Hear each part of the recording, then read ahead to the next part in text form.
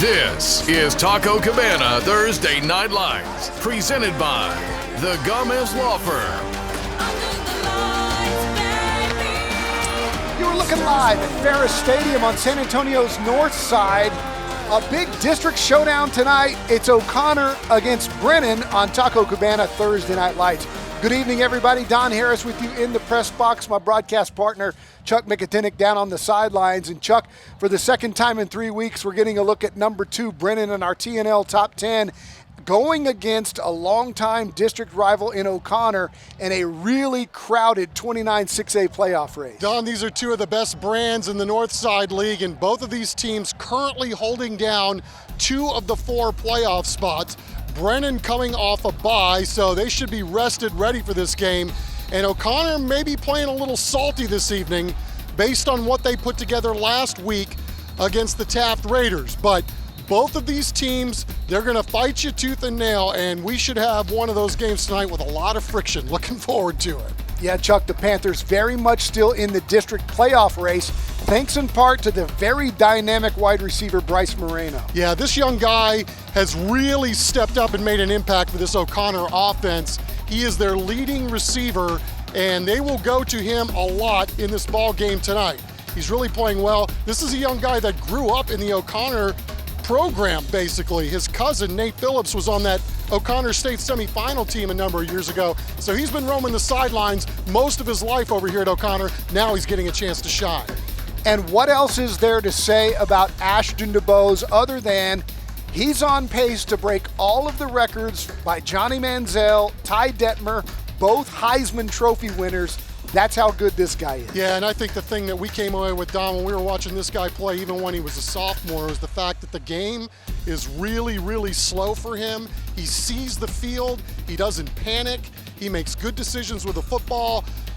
Whether it's running or throwing it, Ashton DuBose is one of the most electrifying players we have ever seen in the region. All-time great Ashton DuBose, and you're going to get to see him tonight. When we come back, it's our Gomez Law Firm keys to the game. It's O'Connor, it's Brennan, it's TNL. So stay with us.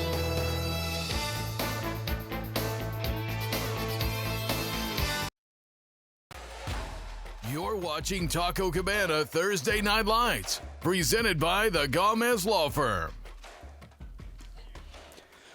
Welcome back to Ferris Stadium. O'Connor and Brennan getting closer to kickoff here on Taco Cabana Thursday Night Lights. Right now it is time for our Gomez Law Firm keys to the game. And Chuck, let's start with David Molesky and the O'Connor Panthers. One of the best brands, as we said at the onset, in the entire area. The Panthers want to control the ball tonight, keep the ball away from the Brennan Bears offense. Secondly, they want to win the third down battle, keep the chains moving.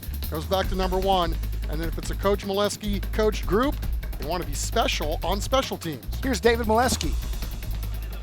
Each week's a new week, and that's where it all lies. Is that we there's been some games we've played really well, and there's some games that we haven't, and we're going to go back and we're going to look at that, and hopefully here really soon we're going to start putting it together on a consistent basis. How about the keys for Steve Baser and the number 2 ranked Brennan Bears in our TNL Top 10? Well, they're well rested. They want to come out and be sharp tonight, so it'll be interesting to see if they can do that with the week off. Win the turnover margin. That was what they wanted to do last time. They wanted to be +2, so I would imagine that's what they want to do again tonight in this ball game. And then I don't think you have to worry too much about Ashton DuBose spreading the wealth around. Here's Steve Baser. Always awesome when you can be on TV, kids love it, the community loves it and all that kind of stuff, but TNL does it even more special in terms of how you highlight every part of it and every aspect of the school, whether it's the band, the cheer, the pep squad, the football team, whatever it is. They all kind of get a little bit love and attention, and it really highlights the entire school, the entire community, and it's, like I said, kind of a special deal, and it's really exciting to be on. We're always excited when we get the opportunity to do a TNL game and all that kind of stuff, so looking forward to this time, and again, looking forward to highlighting the kids, the school, and the community. The Bears and the Panthers have taken the field. When we come back, we'll have our national anthem and kickoff on Taco Cabana Thursday Night Lights.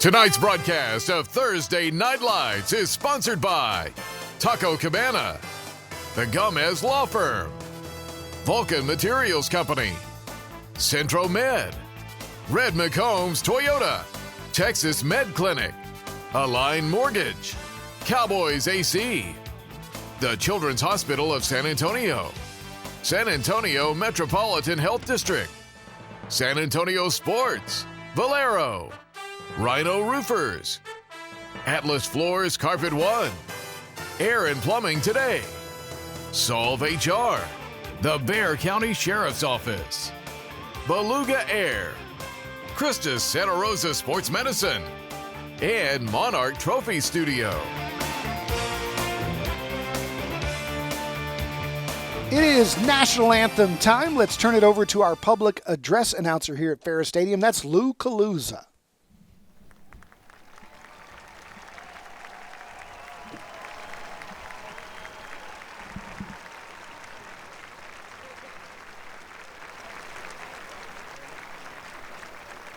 Because of their efforts, our nation still stands strong. Our founding principles still shine, and nations of the world know the blessings of freedom.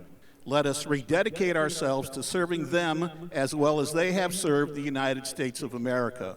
Thank you all for your service. Again, let's show our appreciation for all these heroes.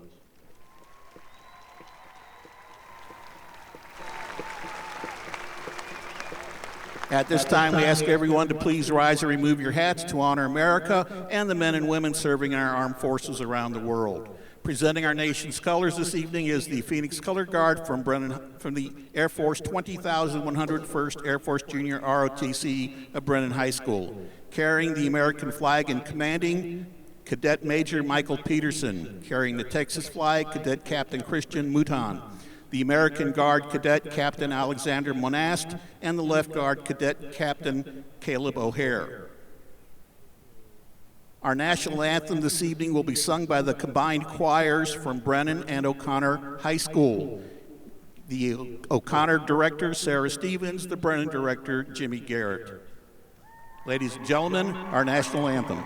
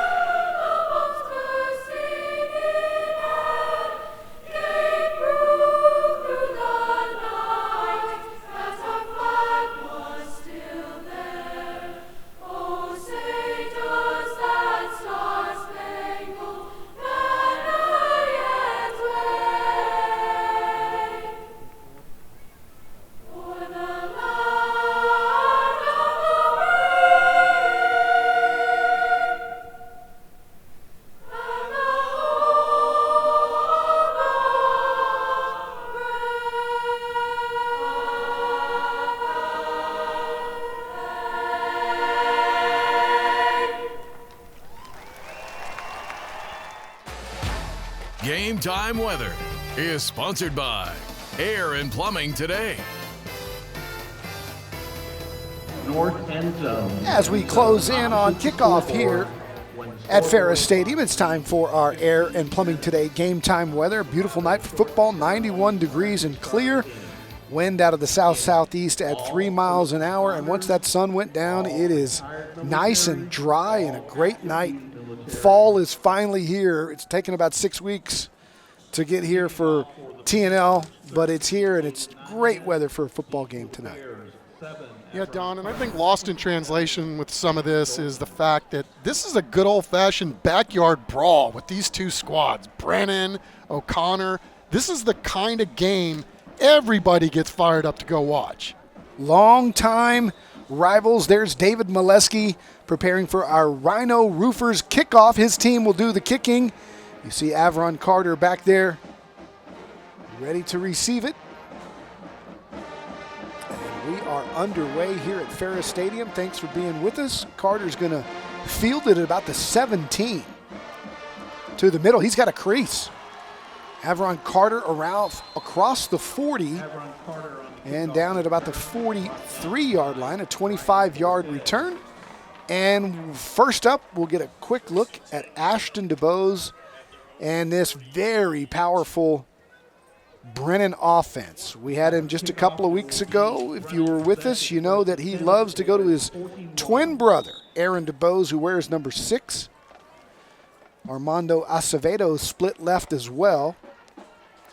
And the first play is handed to the running back, Jason Love, who missed quite a bit of that game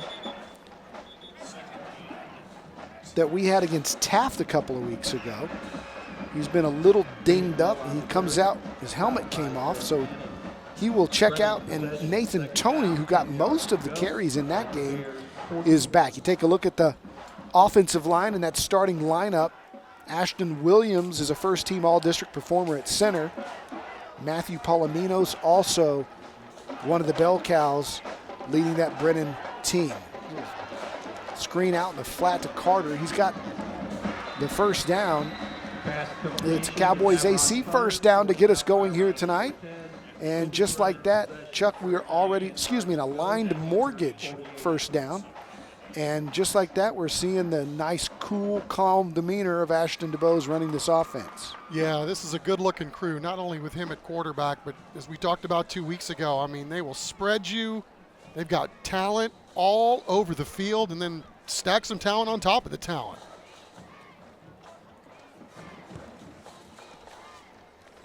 On first down, DeBose, heavy pressure, just sheds it, fires to Carter. Got one man to beat and does not, gets pushed out of bounds. Game touchdown saving play by Dominic Vasquez, because if he doesn't push Carter out, he is to the house, and it's another aligned mortgage first down after a gain of 20. You're seeing the genius of Ashton DeBose already. Both ends beat their guys, and he steps up and still makes a play. Threads the needle there, just incomplete as it was intended for Armando Acevedo. What was impressive about that last play was that he had a full rush on, looked like he was going to be sacked, and he just didn't even blink to shed the tackler and make the throw. Yeah, and you see a lot of young guys that, especially playing that position, that will run away from that pressure by moving backwards, but just climb the ladder, go right back towards the line of scrimmage, step up and make a play, which he did.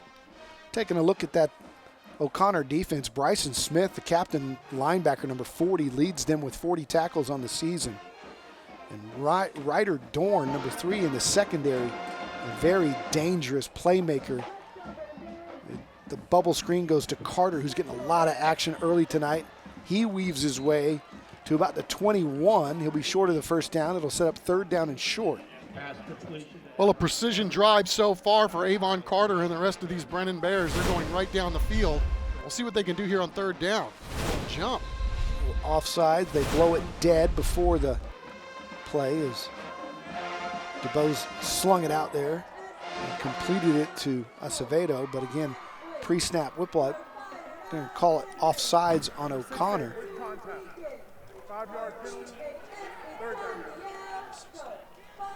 It's an automatic first down with the 5-yard penalty. Seeing early, Don, you've got the number change on Armando Acevedo. That is a very large target out there at the bottom of your screen. So the Bears move into the Central Med red zone. O'Connor showing blitz. DeBose comes in motion, hands it inside to Love. Love to the 10, cuts it back, loses his footing there at the 8. Jason Love on the carry. And so it'll be second down and short, with Brennan having a chance to still get a first down here inside the 10. It's second and about 2. DeBose looking in the end zone, pressured, fires, caught, touchdown to his twin brother, Aaron DeBose with the catch. And make it look easy, don't they? Indeed they do, and Ashton Dubose on that drive, I mean, talk about pocket feel, right, Don? I mean, look at this guy. He saw some heavy heat early on when they started the drive. That time it's almost as if he had eyes in the back of his head. Devin Thompson on to kick the extra point. It is up, it is good, and the Brennan Bears take the early lead. A workmanlike drive on their first possession. They're up 7-0. O'Connor gets it for the first time next.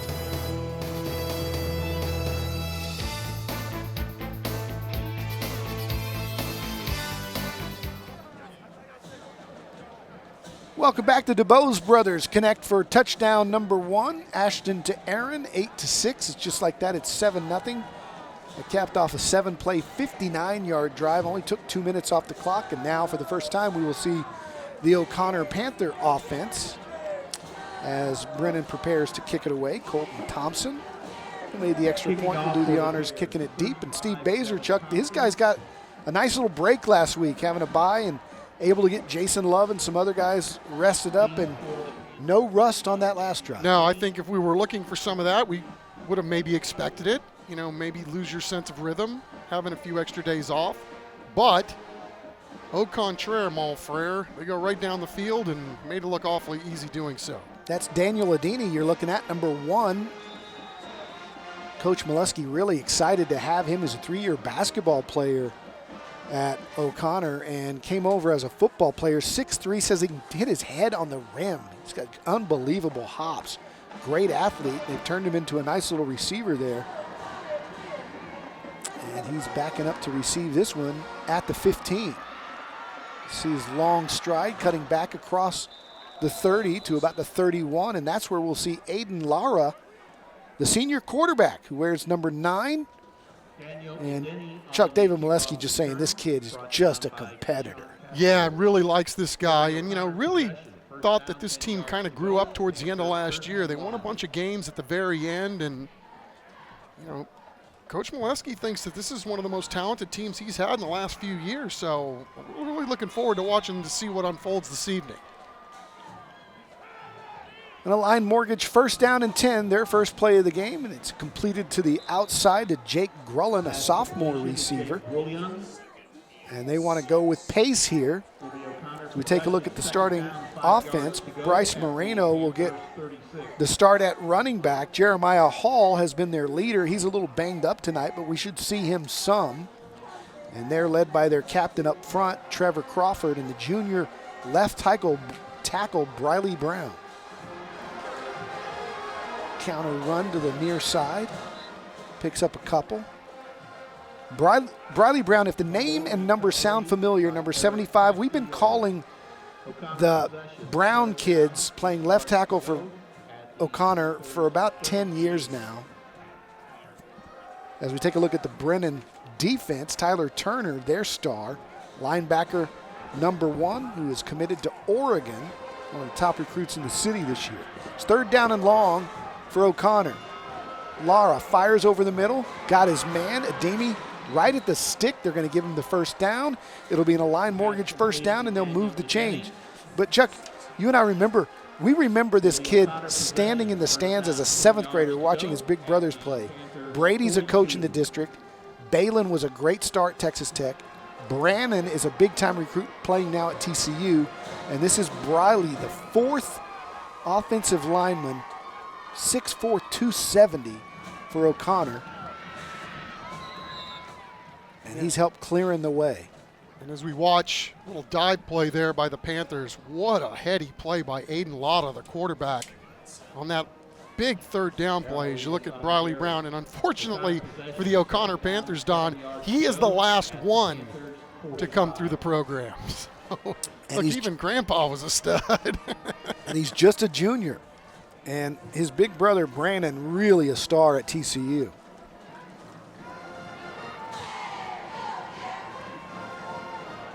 It's 2nd and 7, 8:15 to play here in the first. Big play by Lara moving the chains to get this first down. Now it's 2nd down. Fires in the flat, makes the right read. And a short gain of a couple as he completed it to Chris Mayha, the running back. It's a senior. Yeah, Lotto took a heck of a shot there, too, after he got rid of the football. But, yeah, you can already tell that this guy really knows how to run this offense. I mean, he's seeing a lot of the field and making the right reads and putting the ball right on time. Big conversion opportunity for the Panther offense here. It's 3rd down and short. We'll call it 4 right at midfield. They would love nothing more than to move the chains here as they split out 2 to the left. Lara fires to the right, caught at the stick. The forward progress will be there, and it'll be another Align Mortgage first down. And Lara just as smooth and cool as DeBose here on his first series. 10 yards to go. Indeed. 47. Making the right reads, the easy throws, and picking up an Align Mortgage first down. And getting the ball out quickly and right on target with every one of them.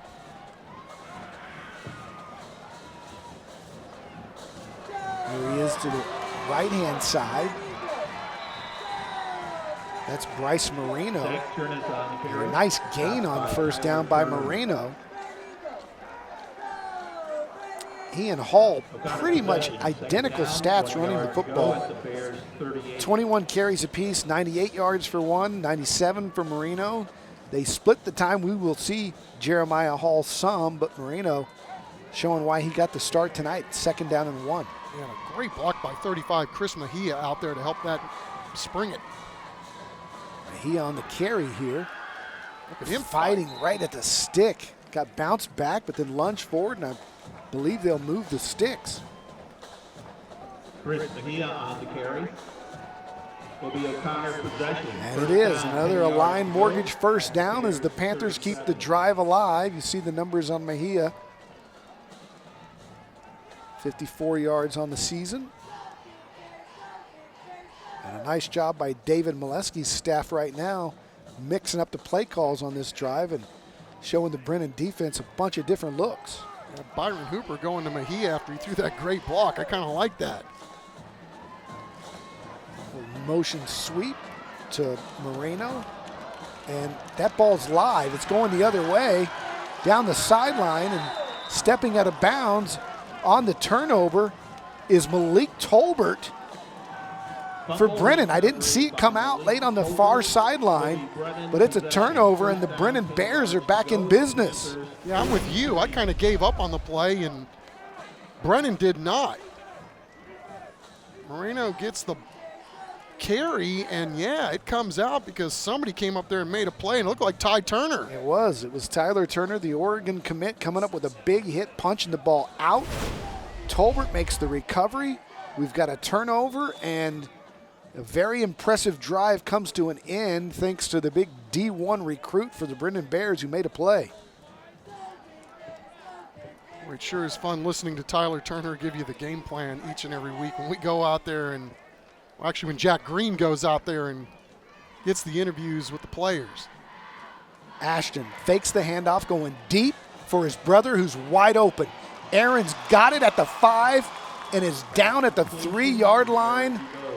He lulled them to sleep on the play action, and you think those two kids have run that a few times? 38 yards all the way inside the Central Med red zone, down to the 3-yard line. Yeah, a little boot look, and then down the field it goes, and almost went in there for 6 with Ryder Dorn taking him down at the 3. Jason Love punches it close, no signal yet. They're going to mark him short right at the half-yard line.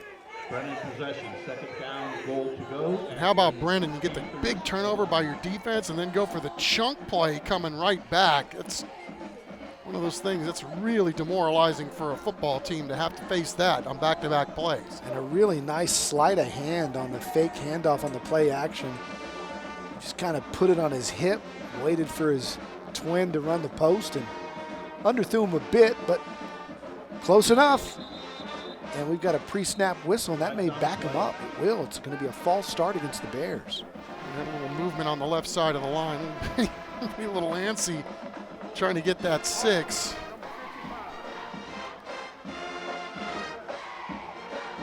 Possession, 2nd down, goal to go inside the Panther 6.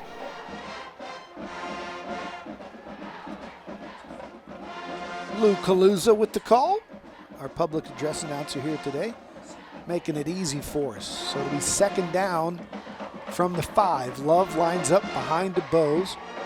Acevedo split right. And the quarterback will keep it, and Ashton DeBose will walk in for another touchdown in his illustrious career, making it look really easy. That's his 6th touchdown of the year rushing the football. He's got 13 passing, and this was just way too easy. Hold it really late, and we'll call it a light jog into the end zone. Really good job selling the handoff.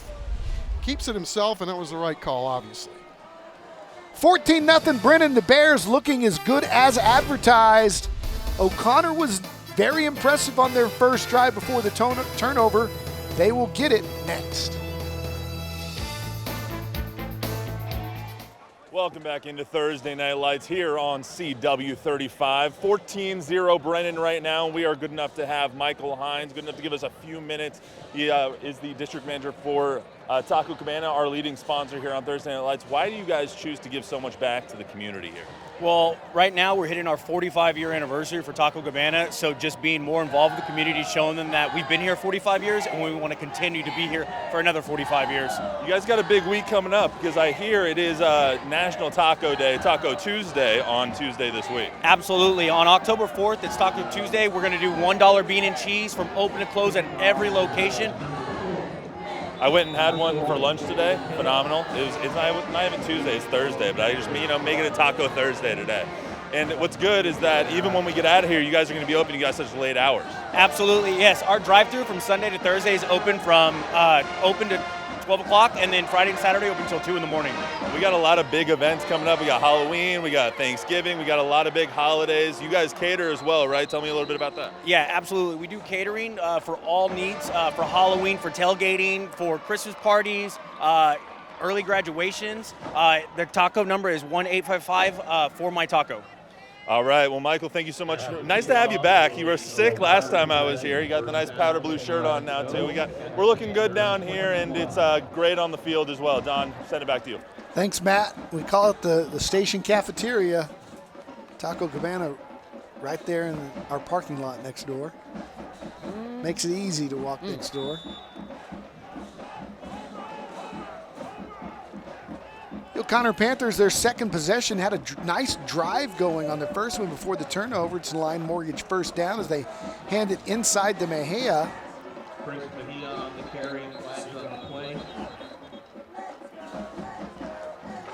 I thought I saw a flag, no flag. Yeah, I thought I saw one too.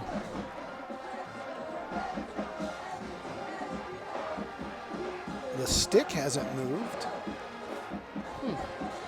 And there's an official talking to Molesky on the far sideline, and they're saying no foul. Or the penalty was declined, rather. Okay, that's what it was. Possession, second down, 1 yard to go. The Panthers 30. There was a penalty on Brennan. Molesky turned it down, sets up 2nd and 1. Mejia looks like he picked it up, and it'll be another Line Mortgage first down.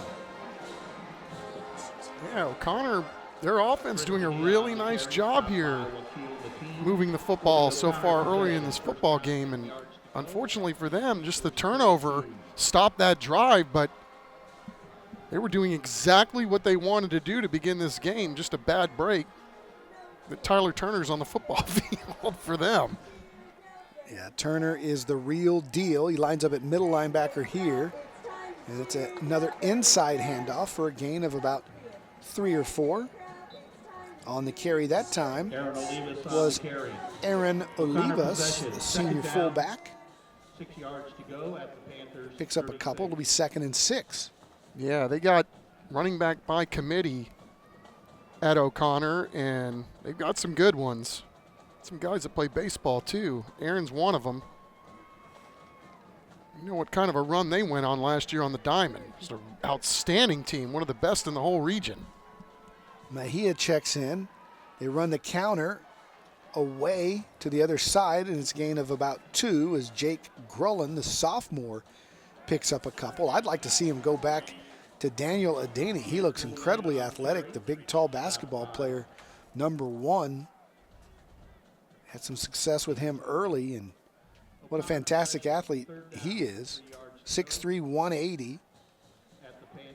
Everybody dwarfed by 75 Briley Brown.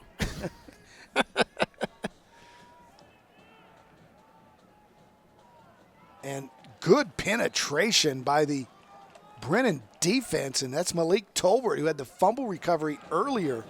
Malik Tolbert making a case for player of the game with a couple of big plays here early on. Wow, shooting through there and going for some ankles and bringing down and making a play. Nice job. As you look at number 75, I asked Coach Molesky, I said, is he getting all those big Division I looks like his brothers at Tech and TCU? He says, not quite yet. You know, he's not as big as them. He's only 6'4", 275. They were 6'5", 6'6". That's what happens when you're the runt of the litter. I remember distinctly being in this press box as a change of possession. We'll talk it over later. 1:47 to go. Brennan gets the football back on the turnover.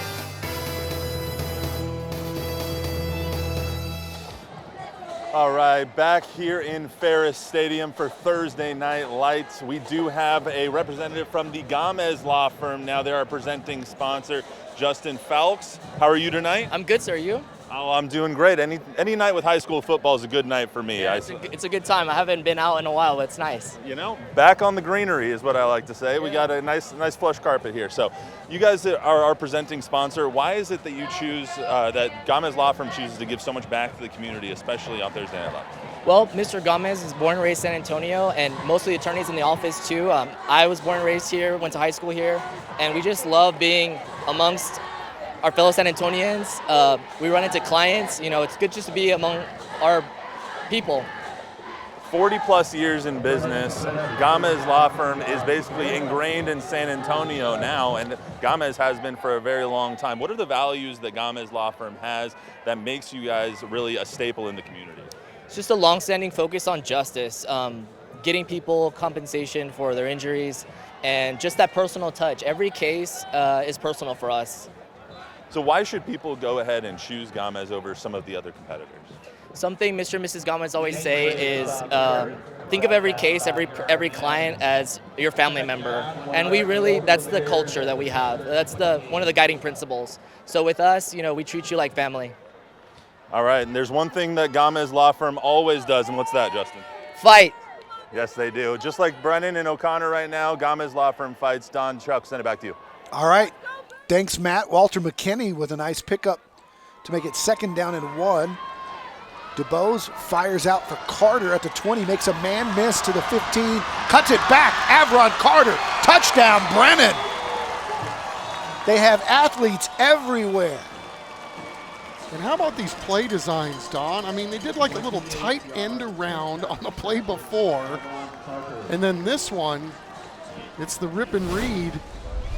Ends up for 6. Pull, avoid pressure, get the ball out, and let a player make a play and get into the end zone. Good block by Acevedo downfield as well. Thompson's kick is up and good. It's 21-0. And we're back in 15 seconds.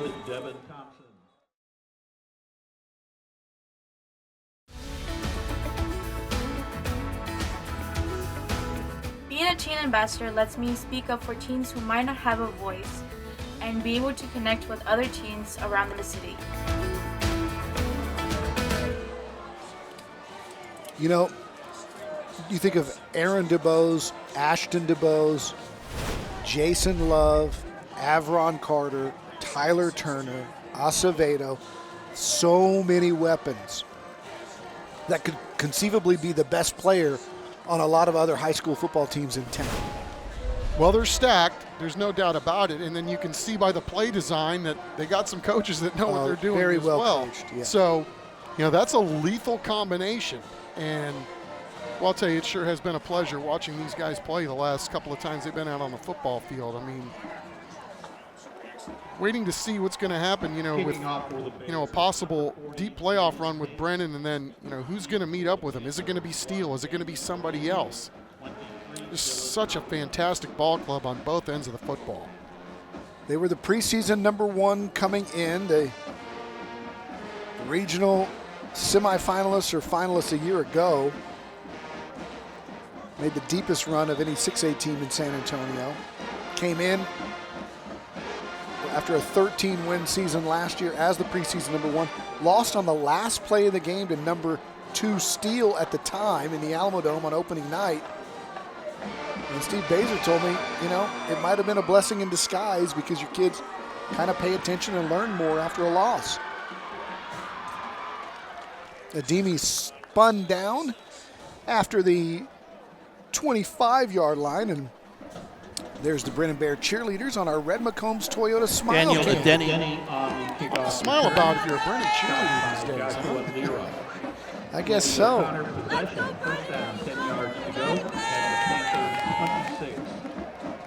O'Connor trying to keep the morale up after a really nice opening drive that ended in a turnover. Then they turned it over on downs, but they have moved the football.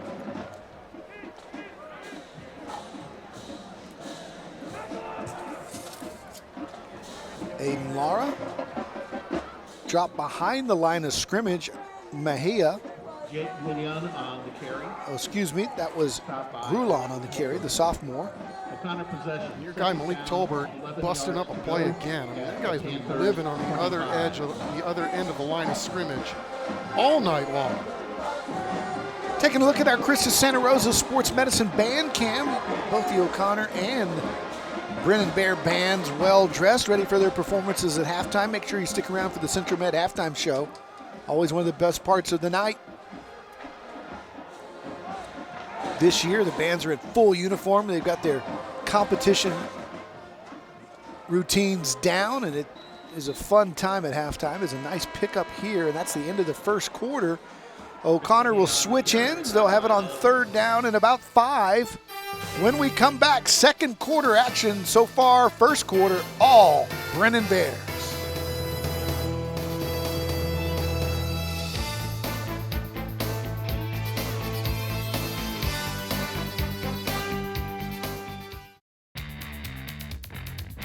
Welcome back. Time for the Texas Med Clinic Urgent Care first quarter highlights. Chuck, it's been all Ashton DeBose. Got him on the board first with a nice little toss to his twin Aaron, and then he walked it in for score number 2 to make it 14-0, and then he let Avron Carter do most of the work on this one after the nice play action fake. Yeah, and you see the value of Brennan getting an early turnover. Talked about how well O'Connor was moving the football, but once they turned it over, you give it back to that mighty Brennan offense, and you could be looking at a deficit awfully quick. Take a look at our first quarter statistics. Rushing yards pretty equal, but you see DeBose having a field day throwing the football. Had that big completion down to Aaron that set up the second touchdown run down at the 5.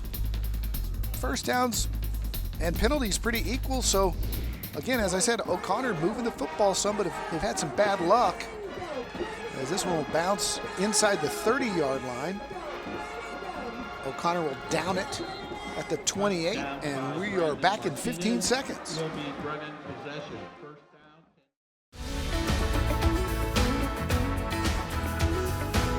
Being a teen ambassador gives me a push to be a better leader of my community, and it makes me happy to be of service to someone.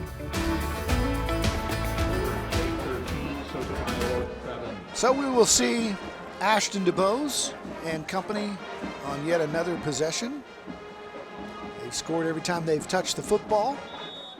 Not uncommon for DeBose, who has thrown for over 7,000 yards in his career. Good penetration as Love keeps his feet, cuts it back the other way. And Jason Love doing a nice job to get back to the line of scrimmage and picking up a couple. You're not kidding. It's about as good a 2-yard run as you're ever going to see. 20-yard run for a 2-yard gain. Yeah, multiple guys in the backfield on that one. Actually, it's really spotted back at the line of scrimmage.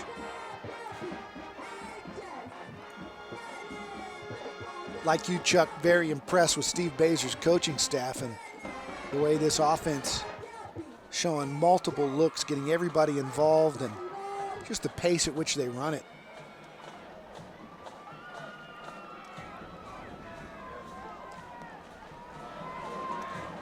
DeBoe's going to pull it and keep it.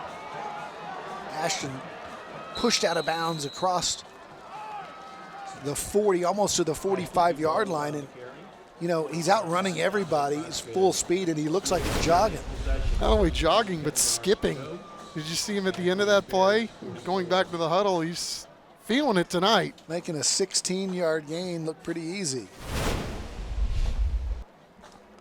It's Cowboys AC first down for DeBose. Wants to throw, does underneath, and threw it a little bit behind the intended receiver, Acevedo, who couldn't hang on. Yeah, and O'Connor really catching a break there.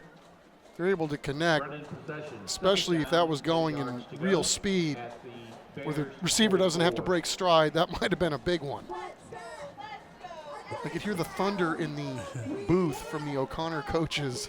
I'm sorry, the Brennan coaches that were not real thrilled that they weren't able to connect right there. Looked like that one could have gone a lot further had it been completed. Love lines up next to DeBose. He's got two split to the right. Fakes to Love, throws the slant over the middle. Look at the spin move by Aaron DeBose. Another big gain for Brennan as Aaron takes it across the 35. It'll be a Cowboys AC first down, and the Bears are on the move again. Look at this hair trigger. Whoop! Ball is out, right on target, and just so hard to defend when you can get a ball out that quickly and right on a dime. They got a little offsides free play here. DeBose pumps, fires, and a little miscommunication with Acevedo. No harm done. It was offsides on O'Connor, and that'll make it 1st and 5 after the penalty.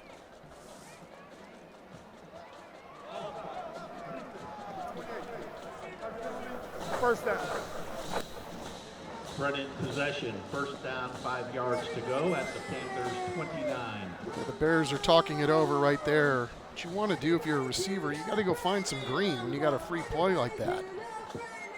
Find some separation, do anything. Create some angles for your quarterback to make a play on a busted play like that, or a free play, I should say.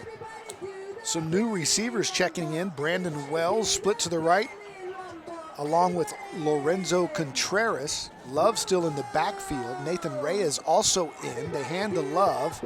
Love stutter step, spun out across the 25 down to the 22. Another Cowboys AC first down and knocking on the door of the Centro Med red zone.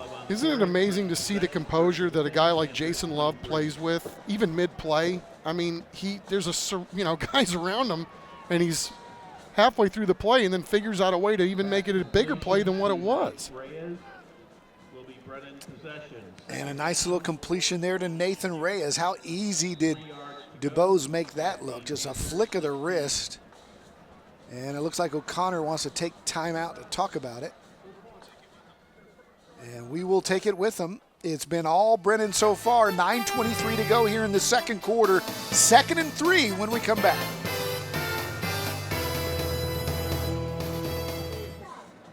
Welcome back. Brennan up 21-0 on O'Connor. It is time for one of our Beluga Air player profiles. We're taking a look at the big senior offensive lineman, number 61, Matthew Palominos. Yeah, look at that. All kinds of good things in Matthew's life going on.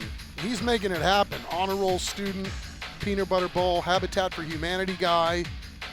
Guess the team went over there this week, we're told. So these guys, not only good ball players and good athletes, but also good citizens as well. And he's making it happen on that rushing game. Was listening to those Brennan cheerleaders in the commercial break. Our team is red hot. Our team can't be stopped. They're exactly right when it comes to the Brennan Spitting offense. some truth over there on the sideline. They are red hot, and so far they cannot be stopped. It's 2nd and 3.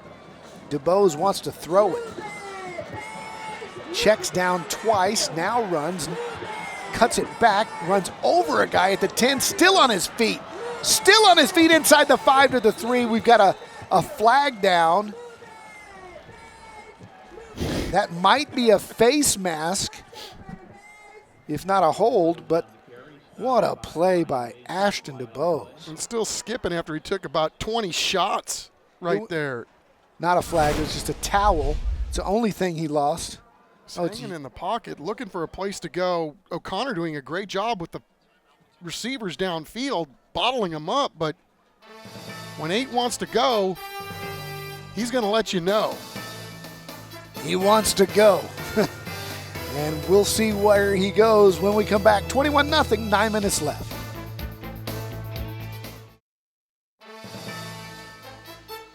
Closed captioning for tonight's game is sponsored by Solve HR. We're back with 9:11 to play here in the second quarter. You're looking at Ashton DeBose, one of the most electric players in the history of San Antonio high school football. He's got his team up 21-0, knocking on the door again. It's a Cowboys AC first down, and Avron Carter comes in motion. They hand to him. He cuts back. Carter's got his second touchdown of the night, and the Bears are up 27-0 with the extra point to come.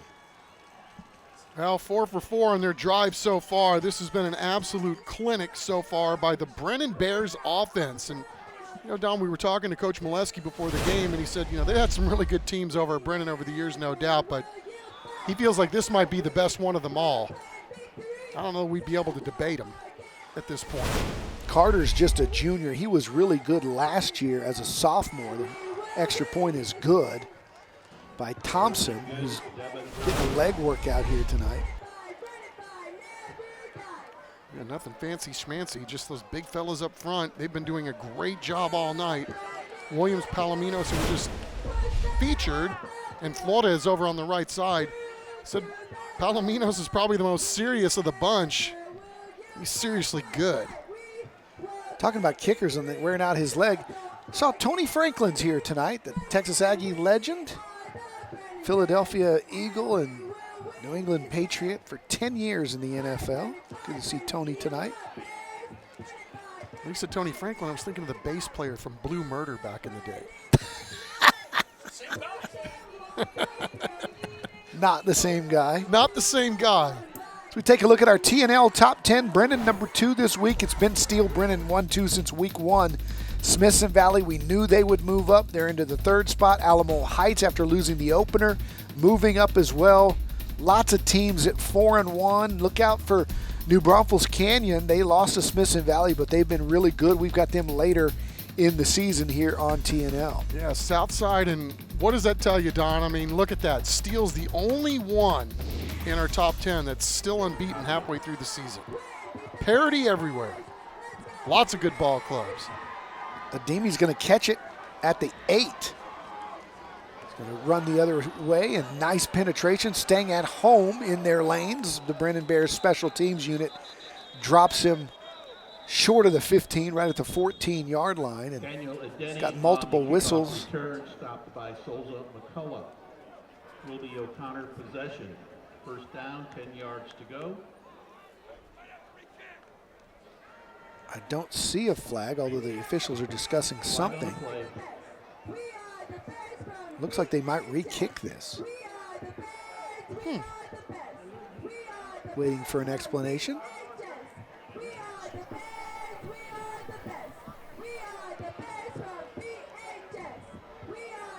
Our statistician extraordinaire, Mark Kusenberger, thinks it might be a procedure on Brennan.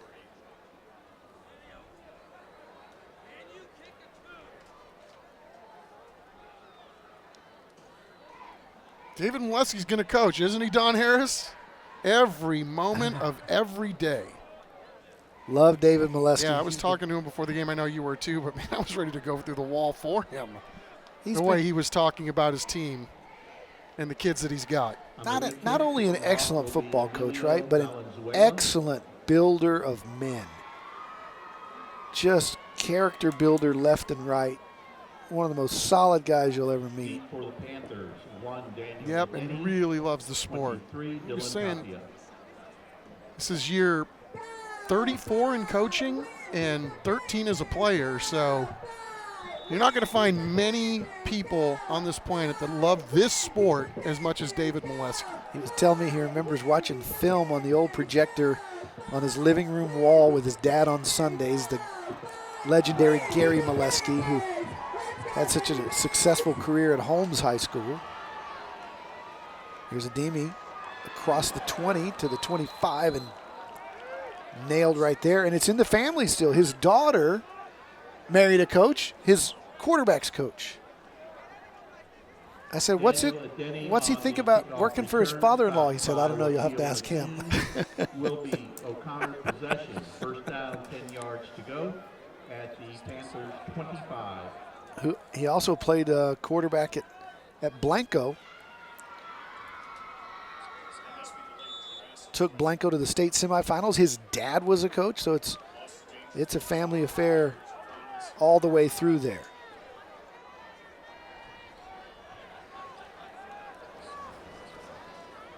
Derek Tesh I'm talking about. Nice escape. Boy, this Lotta kid doing a nice job. Pass intended for Jake Julian. Hung in there till the very last second, then took the pressure, escaped the pressure. And although he threw the ball away because there was nobody open downfield, I mean, that's about as much as you can do when you're taking the snap back there trying to make a play for your team. He's second down and long. Molesky talking about Lara before the game. I says he's dynamic. He goes, does he look dynamic? That's him right there. I said, not exactly. He goes, he is tough as nails and he's a competitor.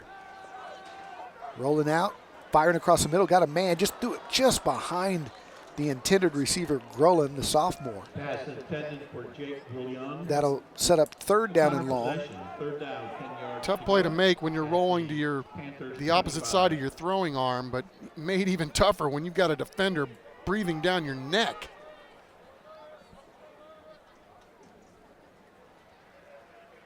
Good pressure again by the Brennan defense. Talk so much about their offensive playmakers.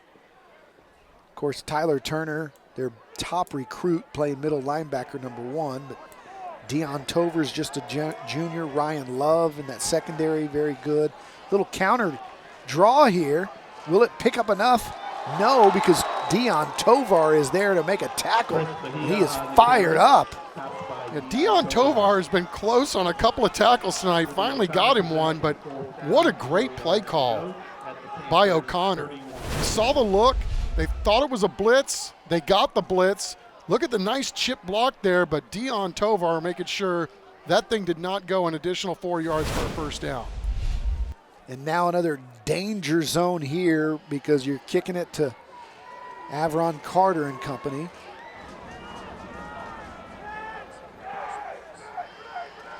And it takes a Brennan bounce all the way back across the 50. And coming up at halftime, we'll spotlight a couple of area teams that are making a difference in our communities with the Beyond the Game program. Let's hear more about Beyond the Game from San Antonio Sports' Jenny Carnes and Valero.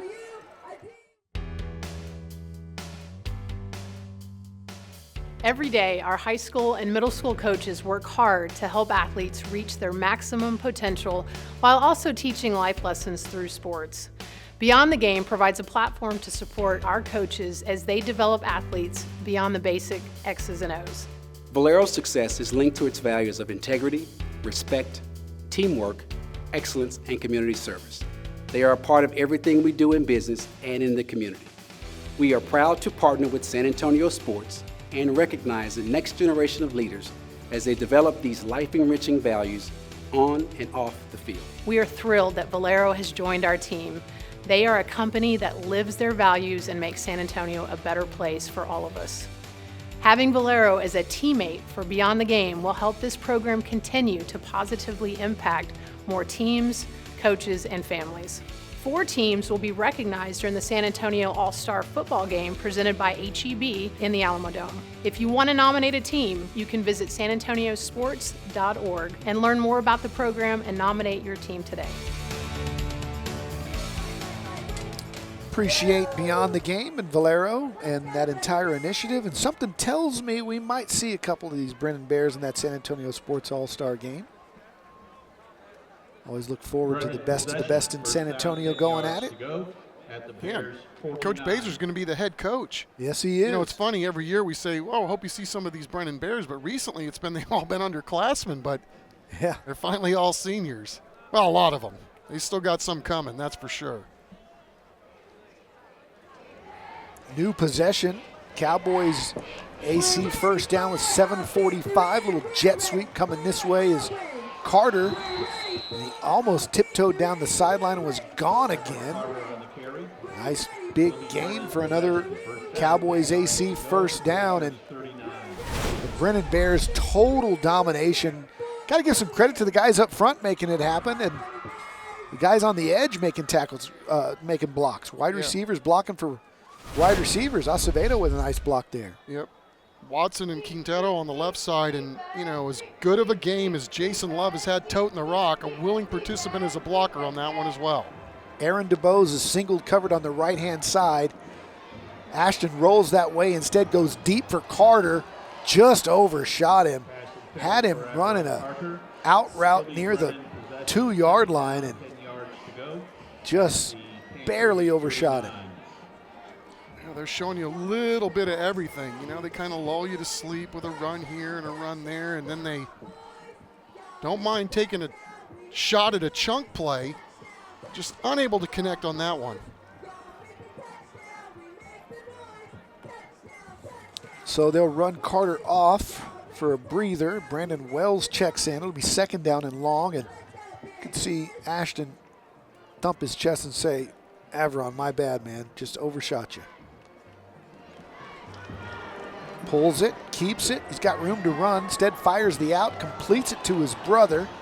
Aaron's got it across the 20 into the Central Med red zone down at the 15, but we have an illegal receiver downfield.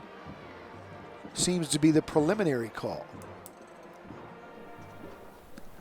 And they'll receive downfield. Number 58, 5-yard penalty, second down. Let's go down to the sidelines and Matt Roy as we look at second down and about 15. Matt? I was just talking to Coach Bazer over here, and even though they're up 28-0, right after that Avron Carter miss by Ashton DeBose, he said, see, we're still missing some things. We're still missing some blocks. We're still a little lazy. And then right after that penalty that they just had, he said, exactly, just like that. So even though they're up 28-0, the coaching, it never stops over here on either sideline, guys. Now, this is a guy who wants his team to compete for a state championship. They're going to have faced the Lake Travis and West Lakes of the world, and they want to be sharp. DeBose, his little stutter step. Did you see him freeze the rushers? That's crazy. He was under the gun, and a little move made them actually stop. I don't know if we can see this again. He's back. Brennan possession, third down, 15 yards to go at the. Well, it's that, and you know, some of that was, you know, obviously by design. They were trying to do something, I would assume, on a screen right there, and yeah, it's amazing. I mean, if you're a defender trying to close in on him, you've got to be looking at a lot of different stuff. Third and long, little inside handoff to Carter. Didn't quite pop. It'll be fourth down and about 10 at the 40. They'll go for it here. Guy still flying around for O'Connor. Aaron Manning coming back, the junior. He was in the backfield, came back and helped out on the tackle. And we've got some drama. 4th and 11 for Ashton DeBose. No contact, so they let the defender jump back onside. And they'll shift out of it. Now it may look like a quick kick. And that one is going to be a little deep and go into the end zone for a touchback, and Acevedo just got too much of that one. Let's flash back to 2012 on TNL. So Key now hands it off. Makai Green. Green to the 20. Still on his feet. Green's going to take it all the way. Makai Green, what a run. 33 yards and a touchdown for Brennan. That is unbelievable.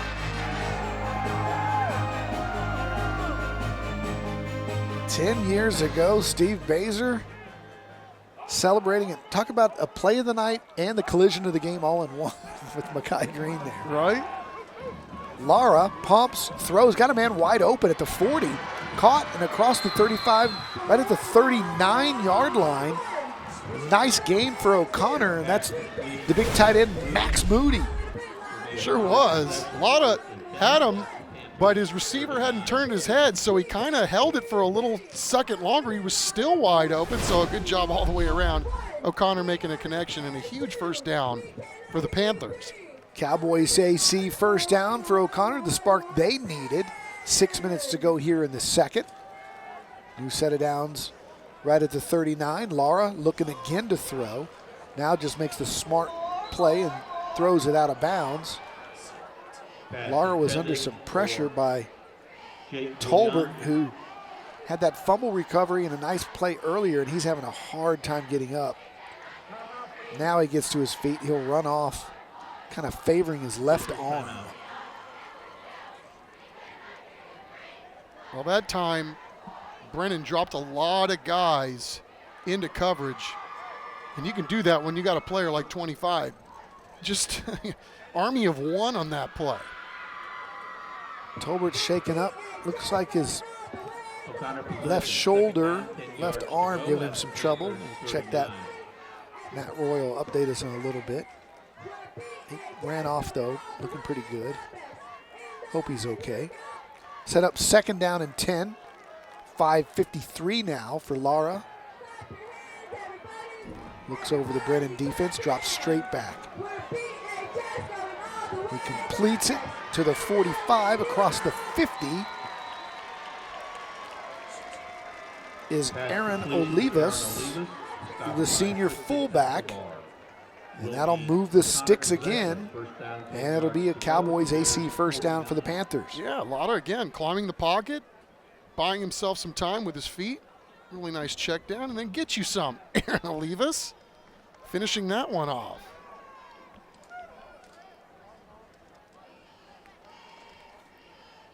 Plenty of time on the play clock. 10 to snap it.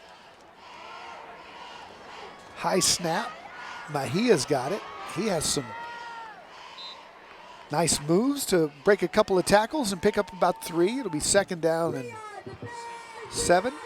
Yeah, running with a purpose there. You know, Mejia's a 3-year varsity guy.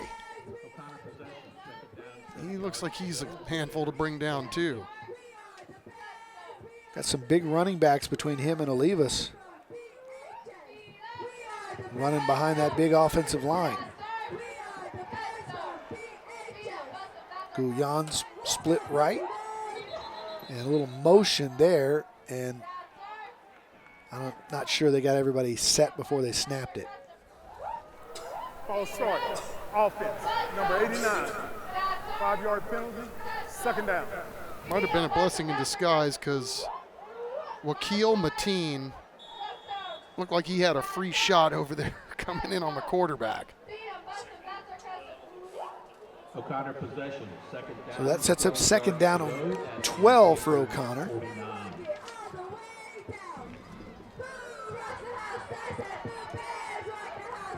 And they split out the running back Marino to the right. Lara slings it.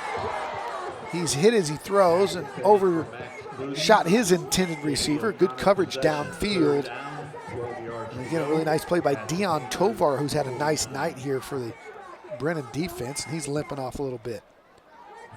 Yeah, Tovar has made a nice accounting for himself indeed.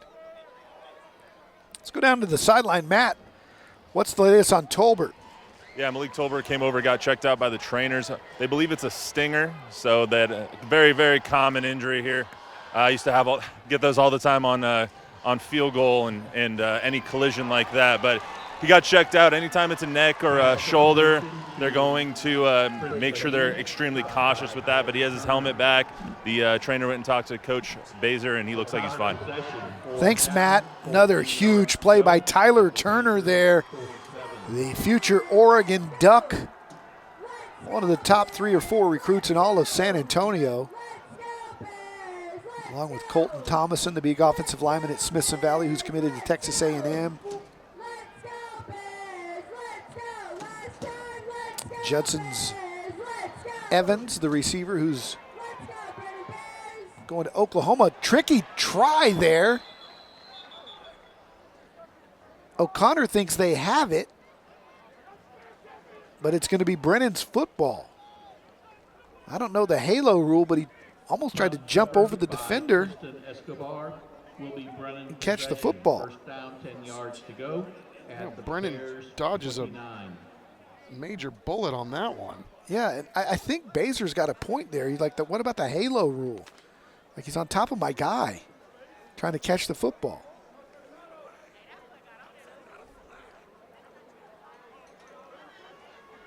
And he's still letting him have it. Yeah, I think if you're the guy trying to catch the ball, you got to go and then go get it. And if you run into somebody, then the official is going to be forced to make the call. It's a tricky one. Cowboys AC first down for DuBose. Looks right, fires right, completes it to Aaron DuBose, breaks a tackle, gets out of bounds to stop the clock. 3:14, another Cowboys AC first down, and got a flag down on the play. Bazer still trying to explain to the officials about the halo rule, and I think he's got a great point.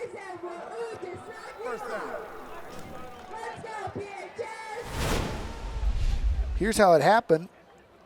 It's actually one of his own guys in between O'Connor. Brennan possession. So I don't know how you call that when it's one of your own guys. At the Bears 24. That's close. Agree. And while that's happening, your offense picks up the 5-yard penalty, and now you're looking at 1st and 15. DuBose's going to keep. Oh, he's got some blockers. He's got the corner, and he dances out. You know, it never looks like he's trying hard. I mean that in the best way. It's because he sees everything, but I mean that's been a characteristic that he's had since he was a young guy. Yeah, it's like he's content with the 15, 16-yarder, not going to get hurt. Fires out to Carter. Carter's got it. He tries to cut back. He's got the first down. Cross midfield to the 45. And it's a Cowboys AC first down as we move the chains, and the Bears being economical with the clock. Yeah, Don, I think, he does that because he's setting up blocks. I mean, there's a time to stick it in 4th gear, and, he's waiting for his blockers to do their thing before he decides he's going to turn on the jets. All day to throw it. And it had his receiver, and you can hear that coaching booth booming next door. Nathan Reyes just took his eyes off it to see the footsteps coming and dropped the football to be 2nd down and 10. Got some foot stomping going on up here in the upper echelons of the stadium. And again, you're talking about how much time he has to throw. Ashton Williams starts with him, 58 up front. And we saw Ryan Watson over there on the right side. He's not only Dancing Bear, he's singing in Dancing Bear. He was doing some stuff with the choir before the game with the national anthem. That's right. DuBose to DuBose for another gain. Aaron breaks a tackle across the 40. We'll set up 3rd down at about 2.5. 2:27 and ticking here near the end of the first half. Possession, 3rd and 2 at the Panthers 39. Love behind DuBose. They hand it to him. He's got a crease. Has a first down. They'll stop the clock to move the chains.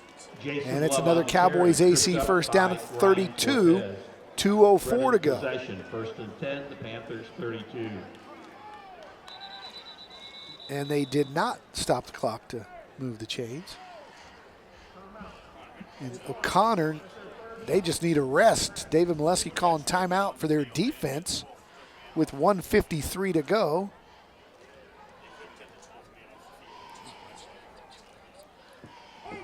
And our producer extraordinaire, Chris Kaffa's dialing up another flashback. Let's go way back to 2011. First down, Wright's gonna throw, and he's looking for a home run ball, and he has a man open, complete, touchdown, O'Connor. 44 yards to Trey Johnson, and Johnson, right in his breadbasket, takes it in for 6. And you're looking at our Christus Santa Rosa Sports Medicine Band Cam. Don't forget, coming up in 1:57, the Central Med halftime show. We'll see both bands, extraordinary bands over here in this district, all across the city, really.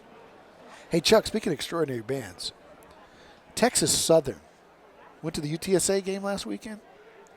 Their band was unbelievable. The Ocean of Soul is what they're called. Very nice. Well, I was looking back at that flashback and, just all the great athletes that have come through both of these schools. But at O'Connor, offensive linemen like Logan Parr, and talked about the Browns. And then your guy, Millard Bradford, playing at TCU. Yeah. Boy, was he special. Yeah, you had your eye on him for a long time. You called your shot on that one. And John Locke, you brought up this week. Yeah. Playing tight end at La Tech. And baseball players that they've had at the school. It's just a ton of great athletes in that Helotes area. John Locke sending out a tweet helping us promote the game tonight. Nice. DeBoe's going deep in traffic. Carter, well guarded, as they had 3 guys on him, and DeBoe still wanted to pull the trigger. He's got that much faith in his electric wide receiver. Yeah, I had a bunch of guys back there, and this is kind of a younger group that O'Connor has at DB. Dominic Vasquez not included, 19 right there. The seniors had a big year and right where he needed to be in order to make sure that wasn't a connection. I'll never forget that Bradford play where he blocked a punt and then scooped it with his left hand on the fly, almost like a basketball dribble, and picked it up and ran it in. DeBoe's quickly out to the flat to Acevedo across the 20 into the Central Med red zone. Oh, you mean this play? Look at Chris Kotfas. Bradford, watch the left hand of this kid and the ball control. Good hold, but it's blocked. And look at Millard Bradford. He's going to score. Millard Bradford with unbelievable putting the scoop and score, right? To keep that ball alive and score. Man, yeah, he was special. 10 yards to go. Yeah, and John Locke, too. Remember, they had that guy at quarterback. They had him doing everything. Dude did everything but drive the bus on most nights. Big 6'5" target, yeah. His little brother's playing for this O'Connor team. Will, who's a junior, number 15. He plays some wide receiver. He's 6'4", 215. Meanwhile, 2nd and 10 from the 19 for DeBose. Fakes to Aaron, rolls right. Checks down to Love. Love makes a man miss, spins out of bounds at about the 15. Stopping the clock inside of 125. And we've got a injured Brennan Bear, and that's your guy singing the national anthem. Yeah, Ryan Watson. I hope he's okay, but he really had a hard time trying to get up. And while he is down, we'll show John Locke from 2020 to kind of illustrate what we're talking about. Got the most prepared producer in all of Smith wants TV. to go deep. Fires, single coverage. Oh, Locke's yeah. got it. What a catch. Locke, touchdown, O'Connor. He will not be stopped. Locke goes up to try to catch a great throw. Did he come down with it? He did. Touchdown, John Locke.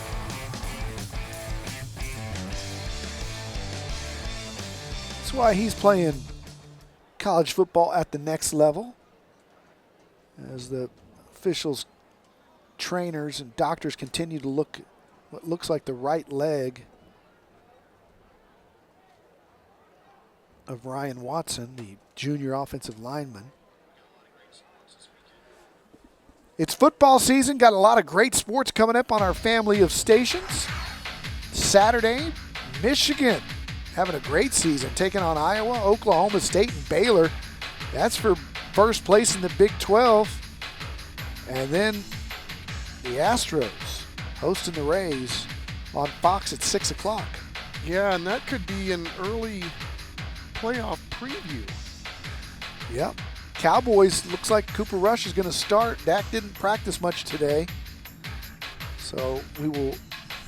How'd you like to be Carson Wentz, the most sacked quarterback in the NFL, going against the team that's sacking the most, and the Cowboys, and then the Chiefs and Bucks?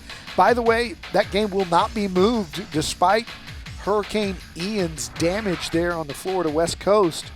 That game is set. It will be played in Tampa Bay and on time on Sunday Night Football, as gingerly walking to the sidelines and our best to Ryan Watson. 3rd and 6. Here's DeBose going to the corner. Back shoulder to Acevedo. Incomplete. It'll be 4th down.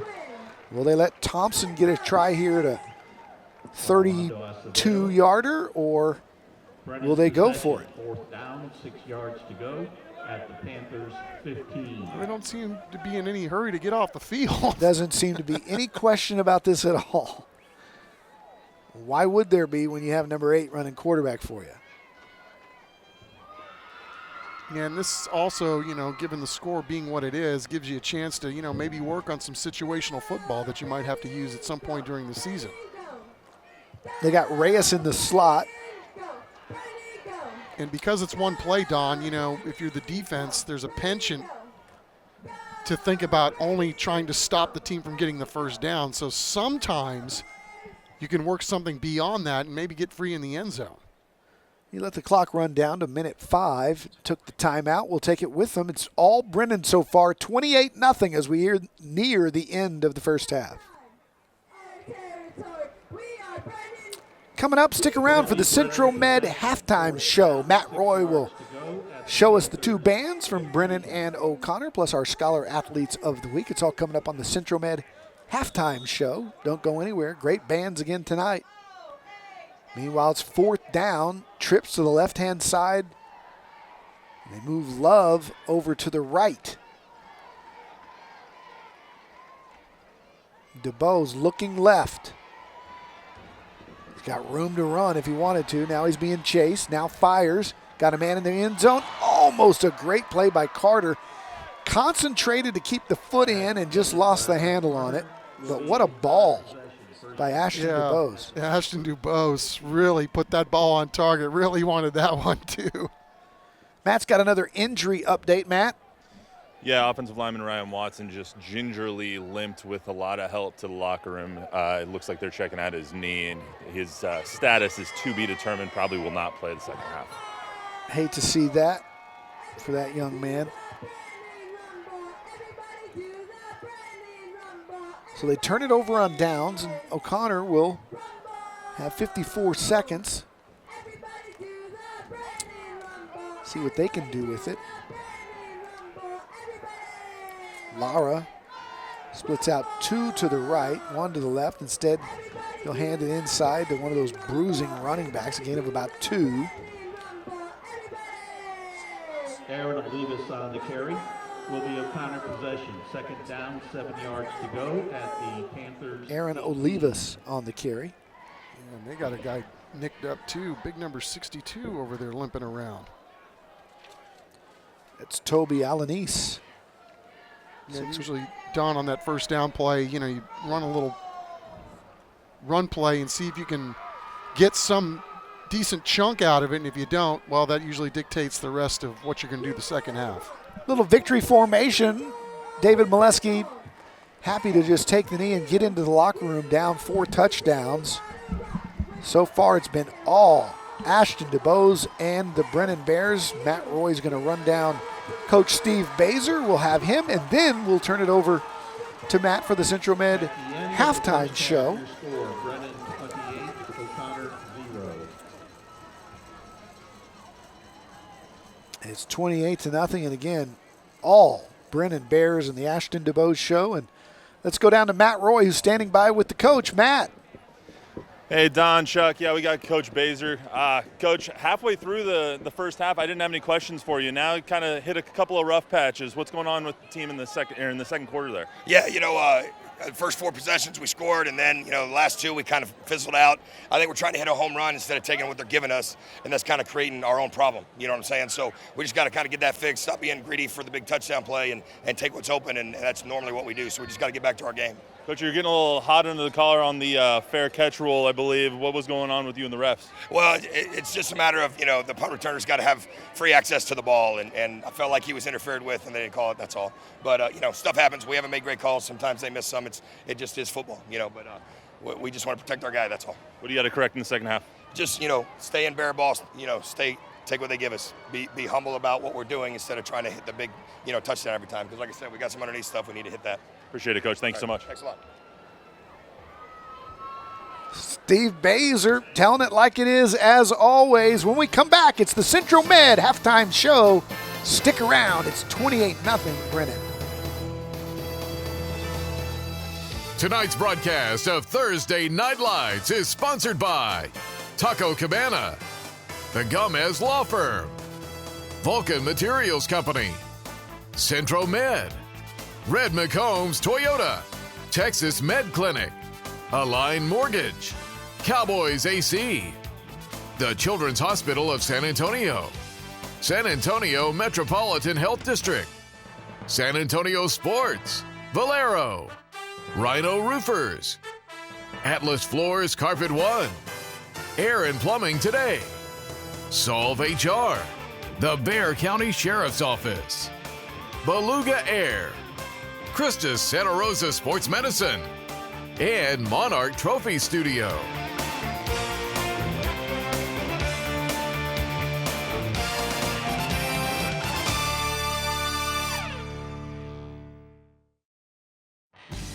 Welcome to the Centro Med Halftime Report. Welcome back into Thursday Night Lights. TNL coming at you. Brennan Bears, the O'Connor Panthers, 28-0 right now. We do have the O'Connor High School Band on the field right now, paying tribute to servicemen and women. We spoke to their band director a little bit earlier this week. Take a listen to what he has to say about this year's high school band. Well, my name is Alfonso Alvarado. I'm director of bands at O'Connor High School, and I've been, this is my 5th year here at O'Connor High School. We're actually doing a tribute and salute to our veterans. So our band, as well as the Brennan Bear Band, will be doing a collaboration and working together, doing a performance of Salute to America's Finest. And so that's going to be an awesome opportunity to showcase and to recognize all of our veterans who have served or have served in the armed forces. So that's going to be a really unique and awesome experience. So far, the year has been going really well, really great. Returning back from COVID, I think a lot of our students and parents and community are really excited and hungry to get, some sense of normalcy back. So far, our season's off to a great start. Our show this year is was entitled Hypnotize. It's music of System of a Down, Hypnotize, and based off of those melodies, as well as Eric Whitaker's Sleep. We have a brass band version of Mad World, and then we're closing with John Mackey's Wine Dark Sea. So, like I said, it's a very unique production where it melds these melodies together, and so we're creating some really, really unique concepts on the field. So, again, we're looking forward to seeing and hearing our audience cheer us on.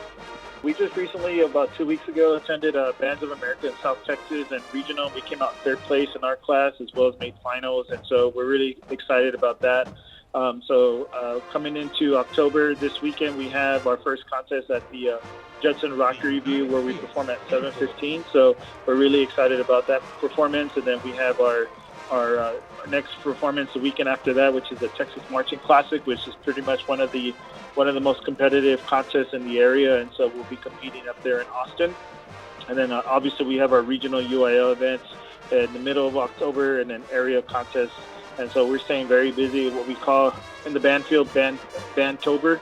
And so it's going to be really, really busy, but we're really excited, and we're really ready to get this show going. I'd like to say a special thank you to all of our parents and community for all the support that they've done so far this year. We're very excited about our students and all their hard work. Very grateful and thankful for our staff, our directors, Gabriel Valdez, Michael Bradford, Jose Marin, and Amanda King, who have been just the really, really supportive staff who've created a lot of great opportunities for our students.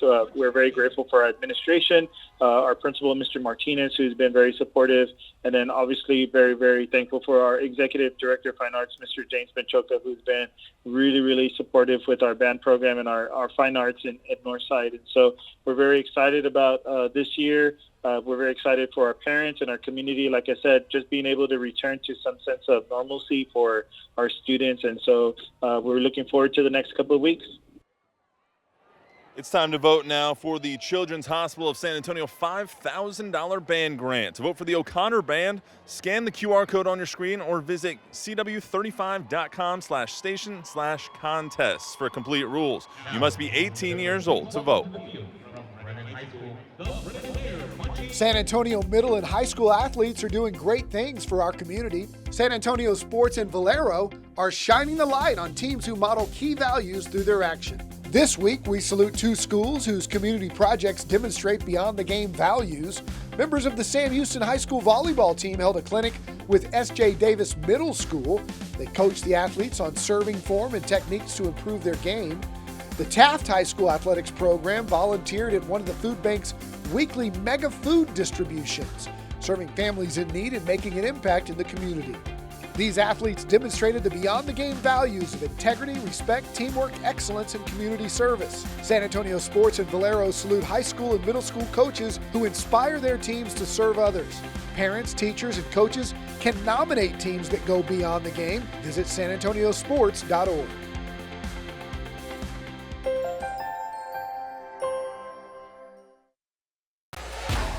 You're watching Taco Cabana Thursday Night Lights, presented by the Gomez Law Firm.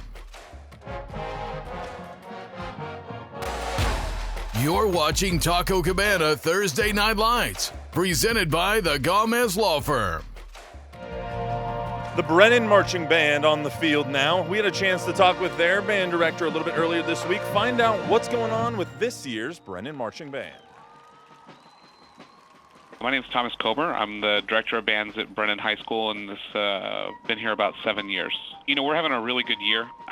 You know, especially coming out of the pandemic, I think everyone has had a couple question marks when it comes to getting back to large group activities and getting things off the ground like this. But we've been really blessed to have a really strong start this year. We've got a great group of kids, and you know, between summer camp and these first couple weeks of school, we've just had a lot of success and a lot of great performances. We've got about 200 in the program. We have been really lucky to just have an incredible support system at our middle schools at Luna, Bernal, and Briscoe Middle School. We've got wonderful directors there and just a wonderful community that really loves band and wants to be a part of something special. And we just, like I said, we're just blessed to be able to be the ones that get to work with it every day.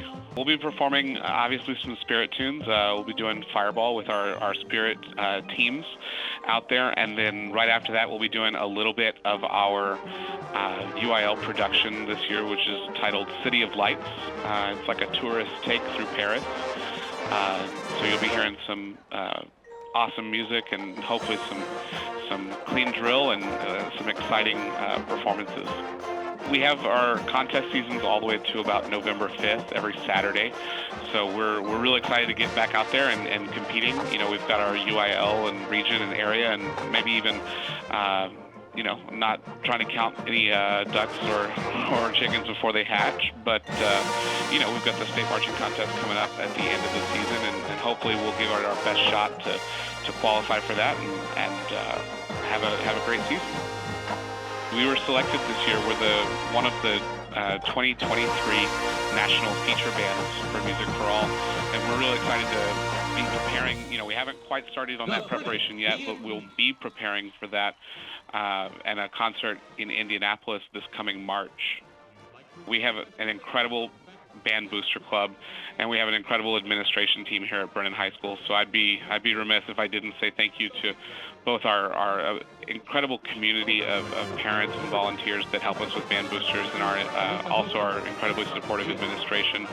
I'm incredibly humbled and thankful for the people that support our program and enable these kids to do what it is that they do. To vote for the Brennan Band, scan the QR code on your screen or visit cw35.com/station/contest. You must be 18 years old to vote. Thanks again to the Children's Hospital of San Antonio for sponsoring this year's $5,000 band grant. Thank you again for your attendance this evening. Please enjoy the rest of the game. Stay safe and go Bears!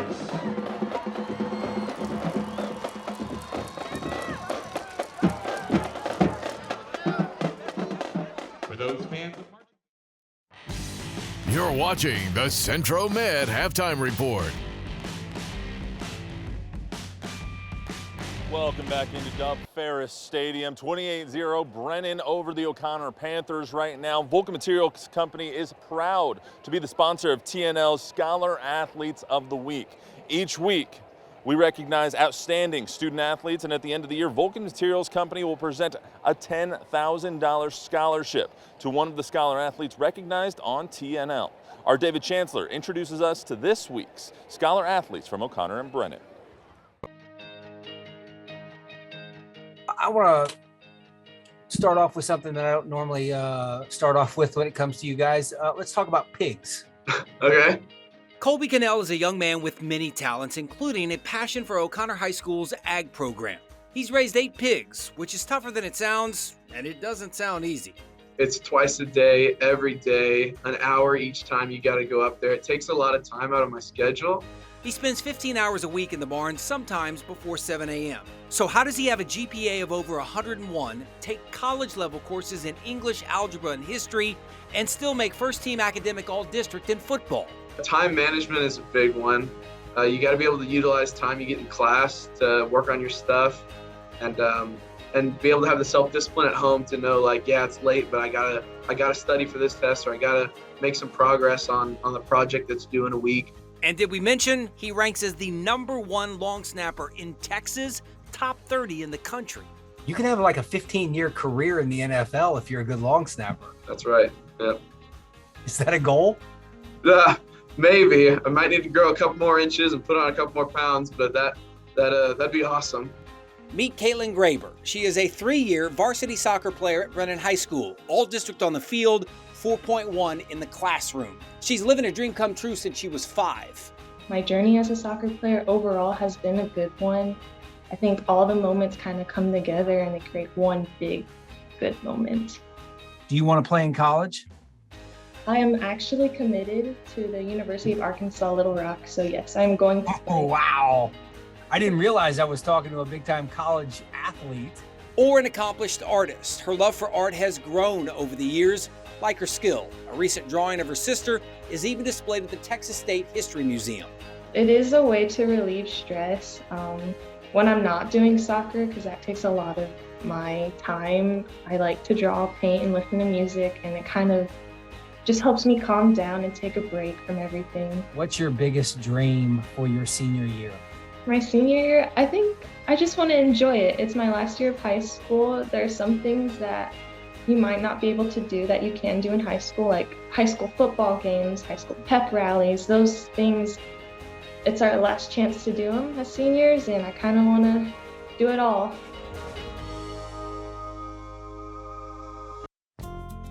Who is Vulcan Materials Company? You see our trucks on roads all over San Antonio and the surrounding area. But what do we do? Well, our story began over 100 years ago, and today we are the nation's largest producer of aggregates. That's stone, sand, and gravel. Plus, we produce construction-based materials including asphalt and ready-mixed concrete, the stuff to build the roads you travel, the schools your kids attend, and the homes you live in. Everywhere you look, you will see our footprint. Our story is one built on the talent, dedication, and performance of our employees. Hardworking San Antonians just like you. Our mission is to be responsible stewards with respect to the safety and environmental impact of our operations and products. In other words, we want to be your good neighbor, doing the right thing, the right way, all the time. The Vulcan way. Who are we? We're the ones helping to build a rock-solid future in San Antonio. Vulcan Materials Company, proud sponsor of Thursday Night Lights and Scholar Athletes. Time for the Texas Med Clinic. Urgent care first half highlights It's been all Brennan. It's been all Ashton DeBose. Hit his brother Aaron for the first score of the game that made it 7-0. Walked in from about 5 yards out to make it 14-0. Went back to the air. Avron Carter's had a big night. Nice cutback move here. That made it 21-0. All in the first quarter. Offense slowed down a little bit in the second quarter. Steve Baser not thrilled about the execution late in the half, but other than that, it's been all Brennan Bears. 28-0. We're coming back with the second half kickoff and more. Stick around for more Thursday Night Lights.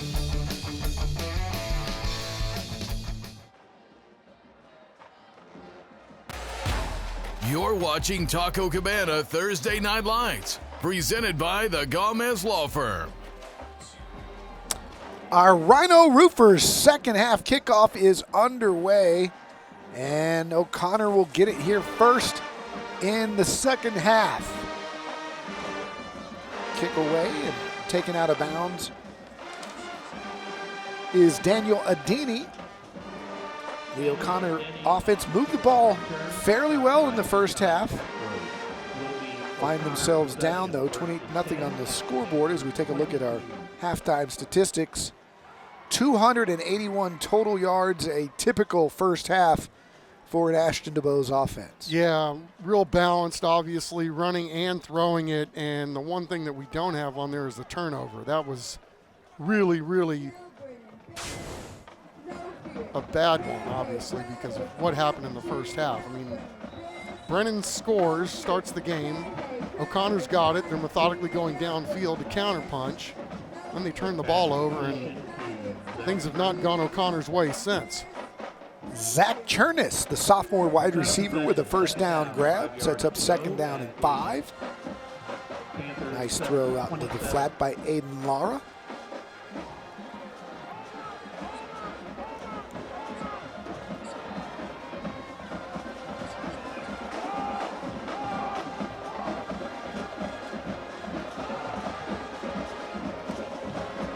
Hands it off inside to Mahia, who does not quite get the stick. It'll be third down and short. Let's go down to Matt Roy. Matt. Guys, I talked to Coach Molesky as he was coming out of halftime, and he said, frankly, they can't make that many mistakes and beat such a talented team like Brennan. He knows the margin of error is about this much, and when you're driving it down on your first drive and the momentum shifts with a fumble, giving Brennan the ball again, 14-28, it all just catapults from there. He says that they're going to give everything they have, just like you'd suspect from a Coach Molesky team. They're going to give all their integrity, all their heart, everything they have to try and put some points up in the second half, make this a competitive game. He just wants to be in the dance with a chance in the fourth quarter, guys. Thanks, Matt. They've gone to Zach Chernus, the sophomore, here twice on this opening drive. He gets the aligned mortgage first down on the jet sweep there. So they'll have a new set of downs here as they near the 34-yard line. Here's Chernus again. They give it to him again, and he's got another couple of yards. Zach Chernus on carry. Run it till they stop it, I guess. 2 plays in a row, similar action, and good size for a sophomore is Zach. And Tristan Escobar coming in there, also a sophomore, to make the play. But yeah, you could do you can go a long way, I should say, in flipping the script on this. If you can somehow go down, march down the field and stick it in the end zone and, kind of reestablish the tone for the rest of this football game. Panthers have a little pep in their step to start the quarter until Tyler Turner. That's why he's going to the Oregon Ducks next year. Great penetration by Turner to create the loss. And a really good dial-up by the Brennan defensive coordinator, bringing the house, play action, nobody's buying it, and it's a party at the quarterback, led by Trey Turner passing out the kazoos and the hats. Third down and long, we'll call it 13 for Lara. Has time, throws the one-on-one route down the sideline, and good coverage there by Keelan Elder. You remember a couple of weeks ago we had Brennan on T&L against Taft. Elder had a pick 6, had 2 interceptions on the night, was our player of the game. And he had a really nice coverage play right there. Yeah, he was fantastic with the interviews after the game, too. He was fun. He was a lot of fun. So O'Connor will punt it away. Averon Carter, one of the deep Bears to return this. That's fair caught. No halo rule violation that time. We'll see DeBose and the Bears' first chance here in the second half next. Closed captioning for tonight's game is sponsored by Solve HR. Our first look at Ashton DeBose and the Brennan offense here in the second half. Coach Steve Bazer's squad up comfortably, but not executing quite to his standards at the end of the second quarter. Here's the handoff to Love, trying to make one guy miss, but it doesn't look like he's going to win that battle. In fact, coming up big time, Caleb Barton, the defensive end, the junior, wins that one-on-one fight with Love, who thought he was going to escape Barton, but the junior linebacker said, no way. Yeah, not this time. We've been talking about Love all night. I mean, it seems like he always makes the first guy miss, but not this time. Almost. Great effort. Had him by just the tail of his shirt and was able to turn it into a big loss. It'll be second down and 16. Trips diamond formation to the right. Instead, they hand left to Love. Can't quite break another tackle there. Nice play by the O'Connor Panther defense. And Caleb Sonis, senior defensive lineman. Yeah, they got some big fellas up there on that D line with Robinson, Factor, and Sonis. All seniors.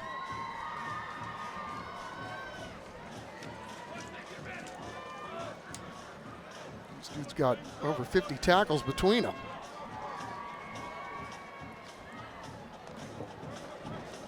Run Love out into the flat.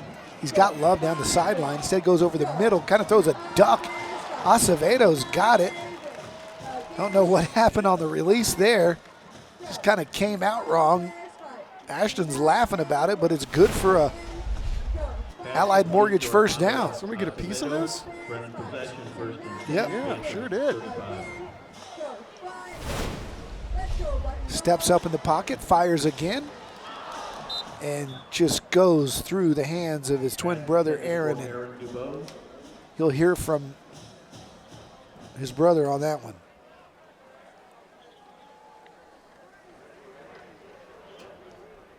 Interviewed those guys earlier this season, or Kristen Urban did. It was fun to hear about their very intense sibling rivalry. Let's go Bears, let's go. And make each other better. Again, it's just his awareness of what's going on around him, what's going on downfield. You saw he knew exactly where the stick was so that he didn't cross the line of scrimmage. He's the full Monty. Had Carter there. That might have been on Carter for not continuing to run up field, and I think that's what DeBose is saying right there. We may have a flag here. No flag, third down and 10.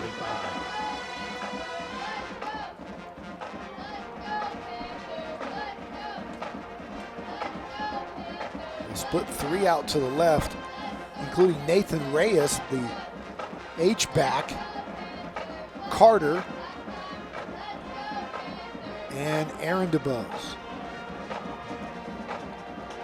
Hand to Love right up the middle on third and long, and he is stopped short.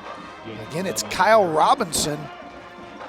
Got to know Jason Love very well on this drive. So you think they're going to run a little trap play on you, maybe give up and then punt, but no, that's not Steve Bazer's attitude here tonight. They were hoping they would get a chunk play, maybe catch O'Connor off guard. Didn't happen, but at least they're giving you the look right now that they're going to go for it. Well, they lined up this way once before and then had a little quick kick. Only 5 seconds to snap it now. 3, 2.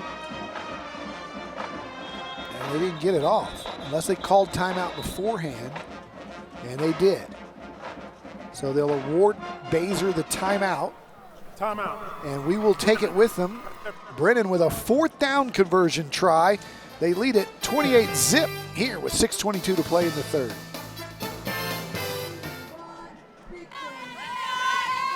The Red McCombs Toyota Smile Cam. And the Brennan cheerleaders still smiling, up 28-0. Fired up to be out here on a Thursday night. Possession, 4th down, 9 yards to go at the Panthers' 34. David Molesky intently looking to see what Brennan does here on 4th down.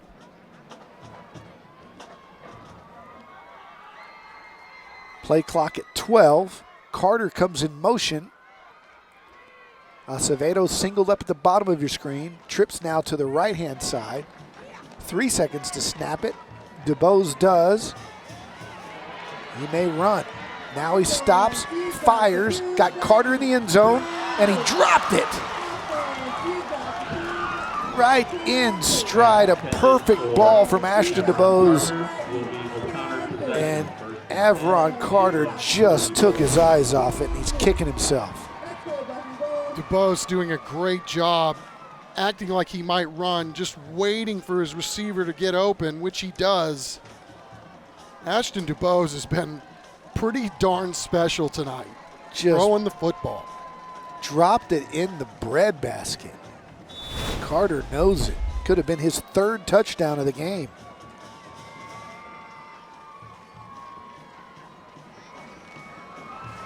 It's one of those plays you got to make. Instead, gives a little life to the O'Connor Panthers. They run it right up inside.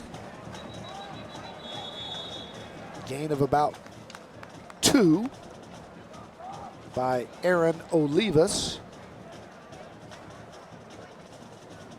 Little window dressing after sweeping it to Chernus twice on the last drive. They faked it to him and handed it up the middle. Yeah, they got a sophomore in there. Dylan Avalos and Jaden Bussey, the senior. Caleb Barton, the junior, on the other side of the D-line. Guys are having a nice ball game. So it's 2nd and 8 for Lara.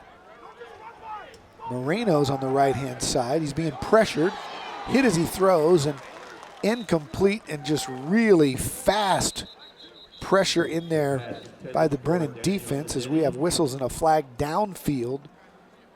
Will be O'Connor possession.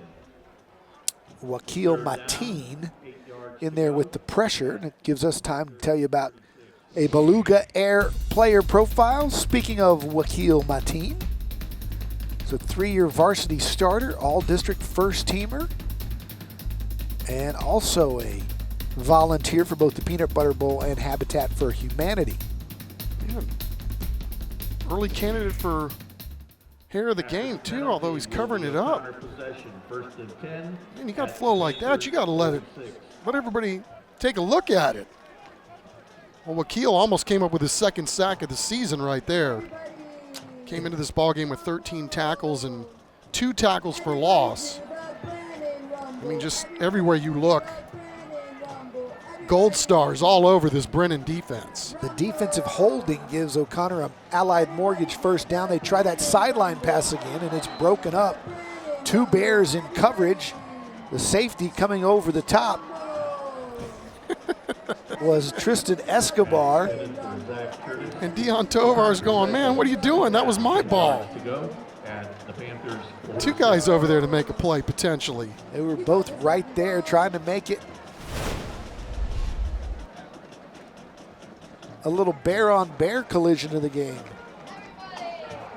Deon Tovar doing a great job running stride for stride down the sideline with the receiver.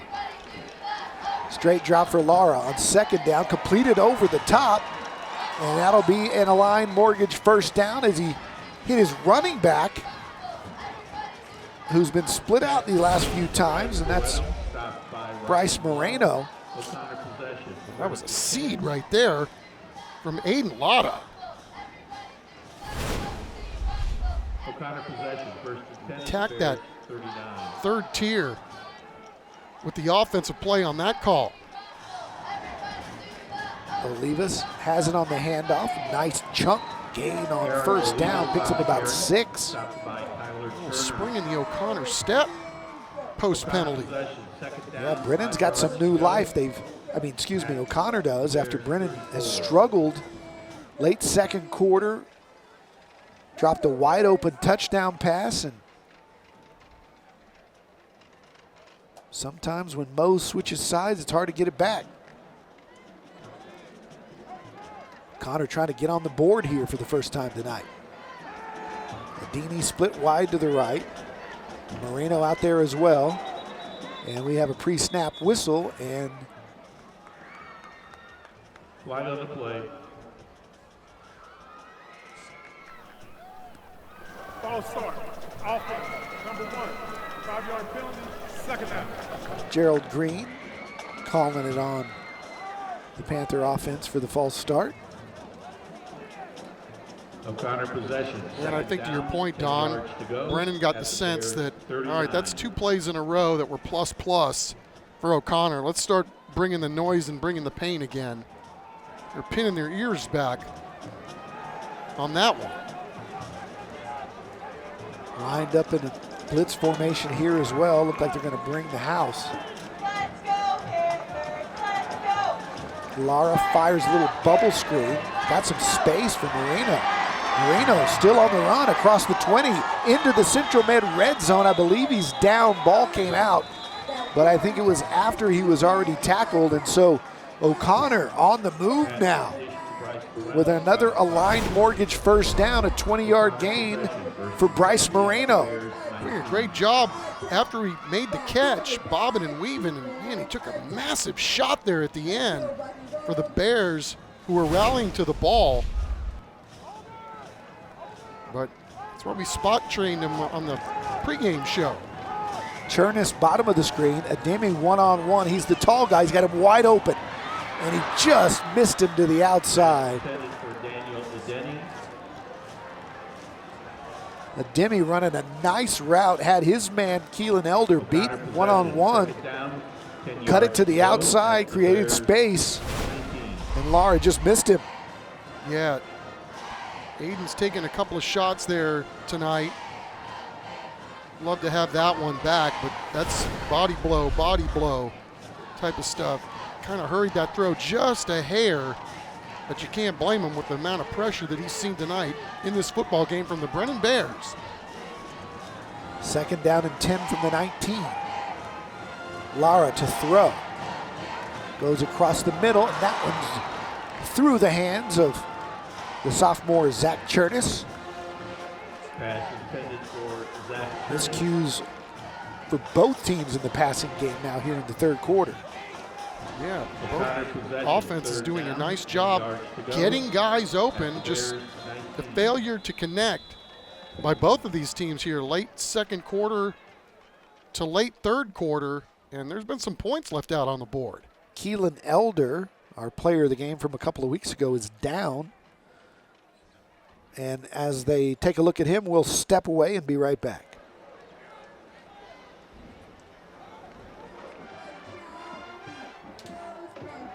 We're back. It's 28-0.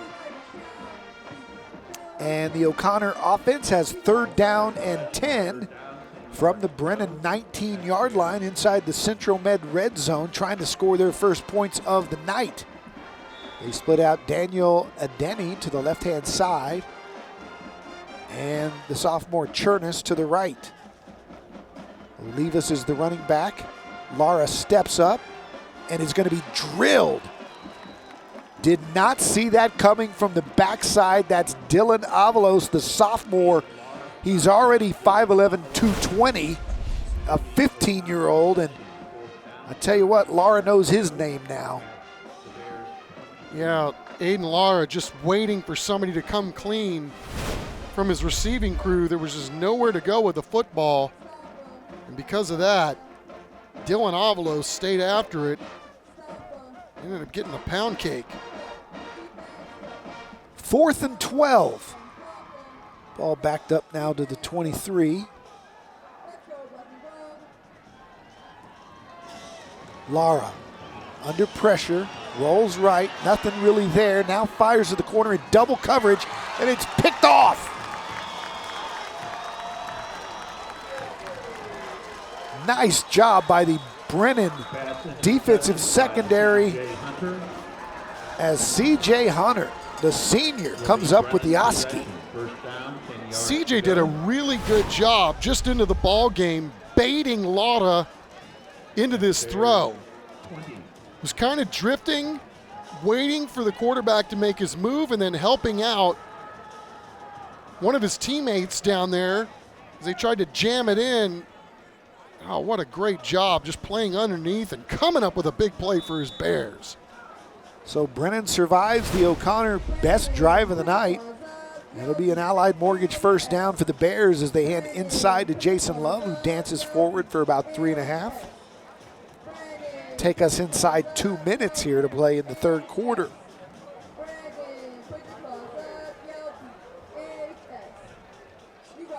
Second and 8 from the 22.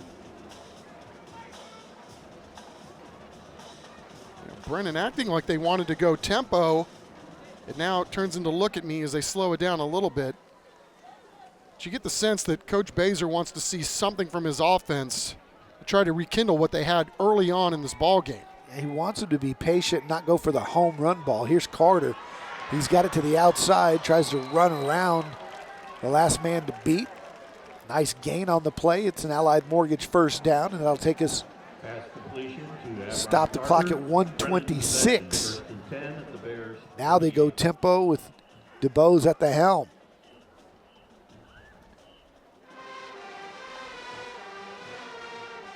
Love straight ahead, trying to bounce it. Takes 3 Panthers to bring him down, but not before he's, again, right at the stick. And they'll move him. Another Allied Mortgage first down. Yeah, we saw. Or will it be? No, it looks like it's good. Now they move it. Yep. First down. Keep all the way for DeBose here. Dances inside, breaks to the outside. Look out, needs one block. DeBose going to cut it back, following his blockers. Look at Ashton DeBose go the distance. But we've got a flag down at the 25-yard line. He may have gotten a illegal block there. He doesn't know it yet, but that's coming back.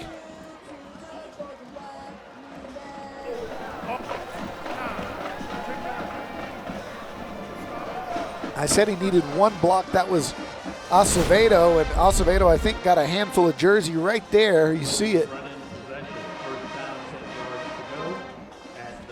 And he wasn't going to, like a dog on a bone, he wasn't going to let that jersey go. Now, this guy's done it all tonight.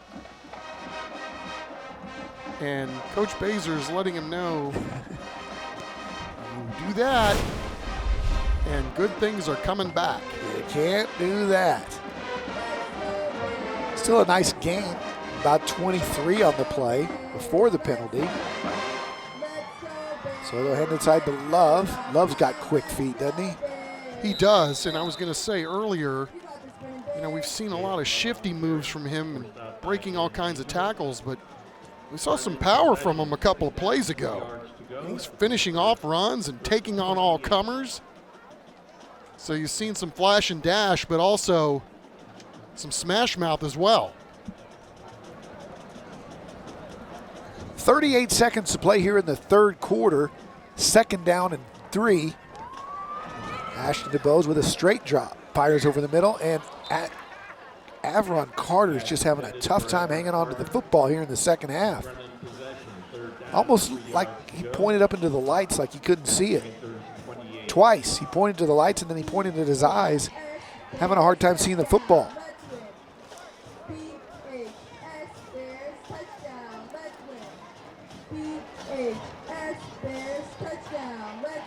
Now, we can't say enough about the job the offensive line has done tonight, too.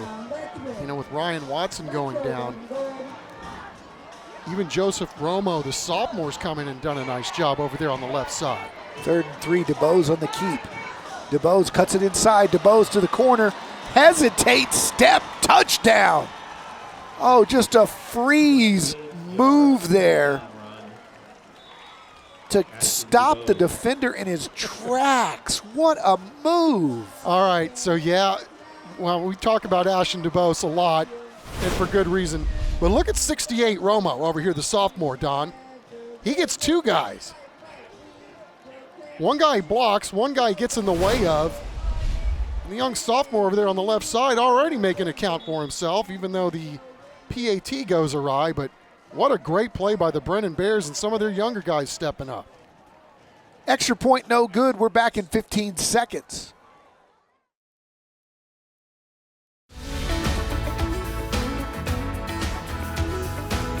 Being a teen ambassador lets me speak up for teens who might not have a voice and be able to connect with other teens around the city. You know, we saw it earlier. Chris Koffes called it the Matrix when he was able to stop defenders rushing at him in their tracks. The move he makes here to freeze this guy right there with the stutter step. Yeah, he just sets everybody up, but he does that every play. It's because he sees things coming a mile away. How comfortable do you have to be knowing this guy's running at you to tackle you that you just toy with him with a little high step that freezes him, and then boom, it's just enough to clear him when you turn the gas back on. Unbelievable. Right, so a lot of guys are just thinking goal line, goal line, goal line. Well, I mean, Ashton is playing chess while everybody else is playing checkers. I mean, he just sets guys up. It's fun to watch, really is. Yeah, it's been a real treat watching these guys 2 out of the last 3 weeks. Taking a look at our Christus Santa Rosa Sports Medicine band cam.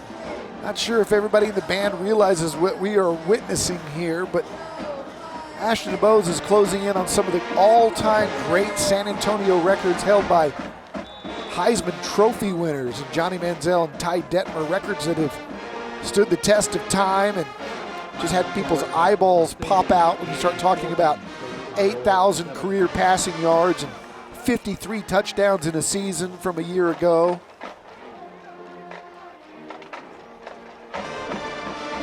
Total career touchdowns. Just amazing stuff. Just fun to be able to watch this kid since his sophomore season.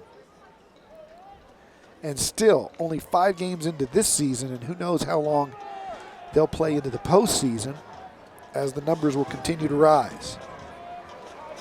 It's an Line Mortgage first down for O'Connor. Nice completion out to the left-hand side, gain of about 5. That'll be second down and 5. This team speed on Brennan, you see it every play. And on defense right there, I mean, that's an out. Throw it to the receiver, and there are 3 guys barreling in on the ball carrier. I mean, this is just elite level stuff. That's the end of the third quarter. Our score, Brennan 34, O'Connor nothing. We're coming back with fourth quarter action. Week 6 of Taco Cabana Thursday Night Lights.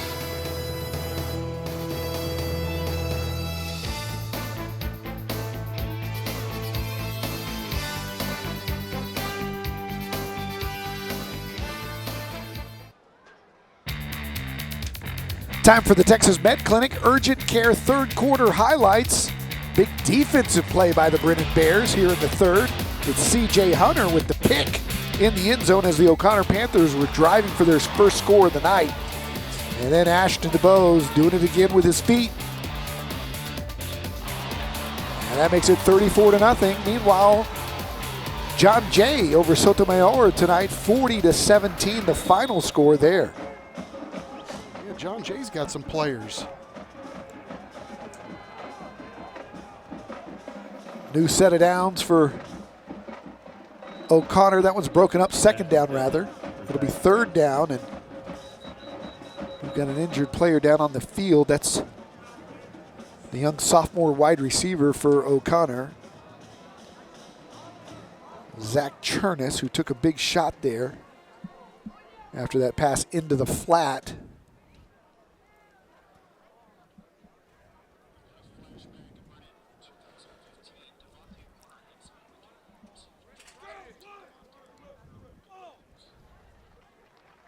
Our Chris Kaffa's full of flashbacks tonight. Let's go back to 2014. Some wicked moves.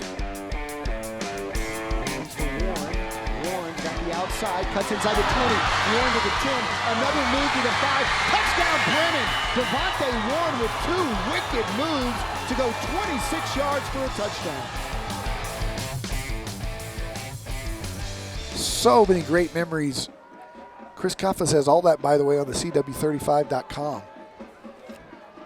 If you want to, go to your old high school glory days, show the wife that you met in college what you were like as a high school football player 15 years ago, you can go to CW35.com and show you what you used to look like when you had a flat belly. Yeah. As we found out last week. Nice catch. Yeah, no doubt. O'Connor need a little something to get him going here and see if they can crack this 50-yard line. But take a look at that flashback, Don. And a big run here by the Panthers as they get even further into Brennan territory. I mean, just so many great players that Steve Baser has coached up during the course of his career at the school. And, of course, Derek Roberson comes to mind right up off the bat.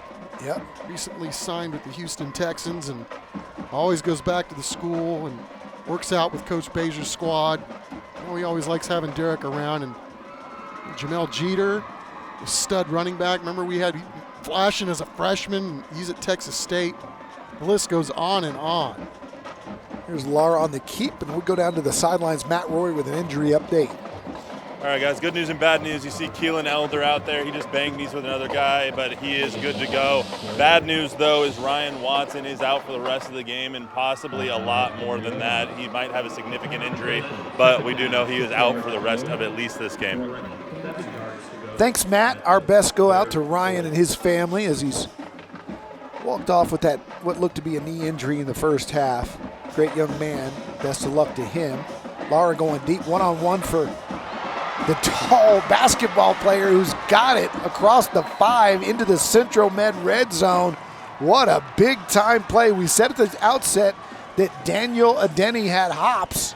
Well, he went up and got that one. Yeah, a lot of putting some air under it, letting this guy go out and make a play, which he does. And then look at Adeni trying to fight for 6 down here at the end of this play. David Molesky said, no joking about it. He can touch his head on the rim. Cowboys AC first down for Aiden Lara and company.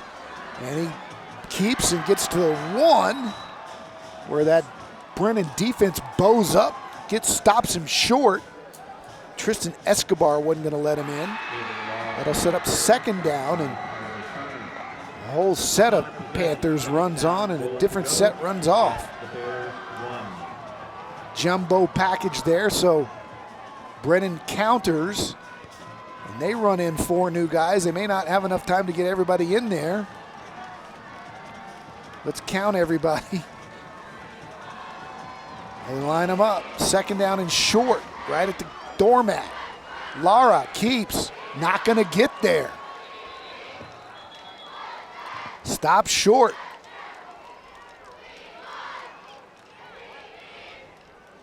Good old-fashioned Oklahoma drill football here. Stop by Joshua Lira. Man on man, big on big, smash mouth. We're going to run it up the middle. You stop us. And I think the Bears just got away with having an extra man on the field. I didn't have time to count, but yeah, it looked like. And then the giveaway was one guy coming off and nobody going back on. It may have been 13.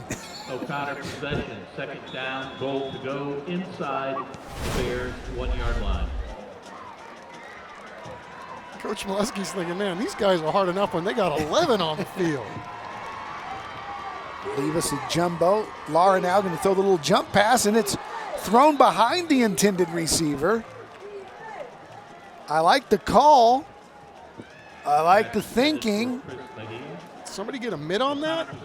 Third down, goal to go inside. May have been tipped right at the line.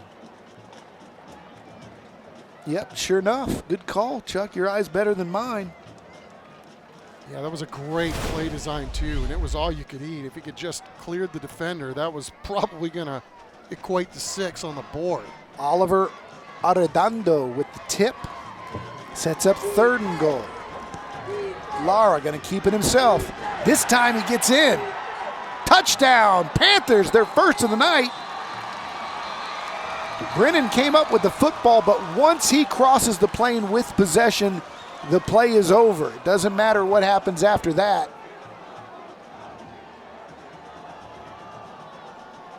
We're going to talk it over because it was close. Gerald Green signals touchdown. We'll check it out on replay. There is no replay in high school football, but we have it, so let's check it out and see. If he's got possession and it crosses the line, he lost it. Close. I think he lost it before the line. One more look. It is so close. Well, those guys have done a great job all night calling this football game, and they're right there, so. So close. Panthers will go for 2, down 34-6. Lara keeping, looking to throw. Now does back in the end zone, and it's picked off. Brennan wants to come out with it. It's Turner, and he is submarined at the 9-yard line. Tyler Turner, the big Oregon recruit, got hit right on the thigh, but he's okay. And Brennan will have the football up 34-6 when we come back. It's 34-6 with 8:37 to play here on the CW 35. The officials still huddling down at this end.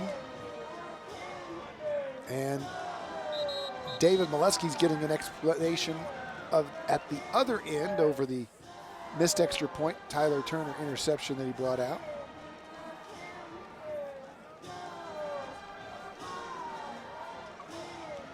But good for Molesky that they ruled in his favor on the touchdown run that was so close. Could have gone either way. I think no matter, if that was at the college game or the pro game, no matter what the call was, it wasn't going to be overturned because the video was that close. Yeah, I'm with you. And again, these guys are right there on the field, right? And Gerald Green was pretty demonstrative with what he saw, or what he felt like the play was. And I think that's all you can ask for. There wasn't any question in his mind that it was a touchdown. Yep, and Mike Renfro got the foot down for the Oilers against the Steelers in '79, and Dez caught it. Onside kick, still loose. O'Connor may have it. So Gerald Green's got another decision to make. Shared possession. Chuck in baseball, Ty goes to the runner. I don't know about here. It looked like O'Connor was there first, but the Brennan player may have wrestled it away from him. It'll be Bear football. Well, this is one of those things we knew at some point we would see from a Coach Molesky coached ball club. Does go 10. It's loose. And 14 doing a great job for Brennan to fall right on it. That's Brandon Wells, the junior receiver. 8:31 to play here in the fourth quarter. And another opportunity to see the greatness that is Ashton DeBose.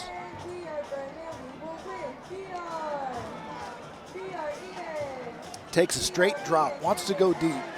Got plenty of time. And now makes a smart throw, throws it to nowhere land, but it won't be grounding. He was outside the pocket. Again, the poise of this young man under duress, just amazing to me. And it's been that way.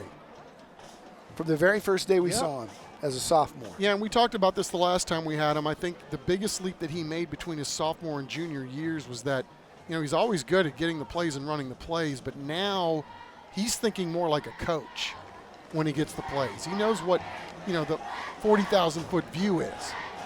Love bouncing it to the outside. has the speed to get to the corner. He's got a Cowboys AC first down here in the fourth quarter, moves the sticks, gets out of bounds, stops the clock with 8:13 to go. Brennan possession, 1st and 10 at the Panthers. And here's a Beluga Air player profile. I'm Bryson Smith, number 40 in your program for O'Connor, number 1 in your heart, outside linebacker, all-district first-teamer last year. Their leading tackler with 40 tackles on the season coming in. Yeah, good baseball player too. Probably going to have his choice to play football and or baseball at the next level. They run Love inside, gain of about 2. And that O'Connor baseball team sure was fun to watch. Jason Love on the carry. Last spring, and they were one of the last teams in the whole region standing. 2nd and 9 at the 42. They got him to jump, free play, fire down the sideline, broken up. Good defensive play by the corner. Flag on the play. We do have that flag down though for the offside, as Dominic Vasquez came up to dislodge the football, but again, that was a free play for Brennan. It'll be a 5-yard mark off, short of a first down. Yeah, it's interesting to see how Baser, as we watch Coach Molesky dialing the play, and we see the collision here at the end of this. But, you know, this is kind of the territory where he would normally put his backups in the ball game when the margin is 28 points or more. And, you know, especially with some of the guys that they've had hurt, as we watch an easy touchdown. But, you know, I think he wanted to see something from his offense, kind of get them going and establish what they had in the first half. And I think he just saw what he needed to see. He just did. Just a flick of the wrist from Ashton DeBose to Acevedo, making it look easy, one-on-one coverage, and he froze him with the little pump and then just makes it look easy. Effortless throw. All of them are. And it's 41-6, 7:14 to go. All Ashton DeBose, all Brennan Bears. Taco Cabana, Thursday Night Lights.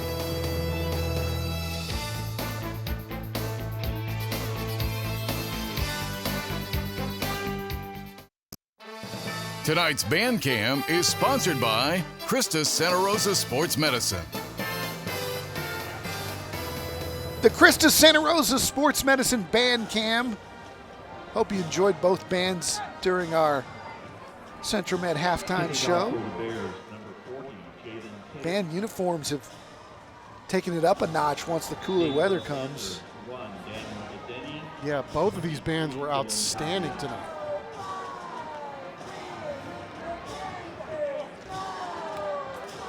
So Brennan, ever since the loss to Steele in week 1, has not failed to put up 40 since. That ball was caught at the 1, carried into the end zone, and bringing it out bravely as a late flag comes in from 50 yards away from the field judge. We're back in 15 seconds.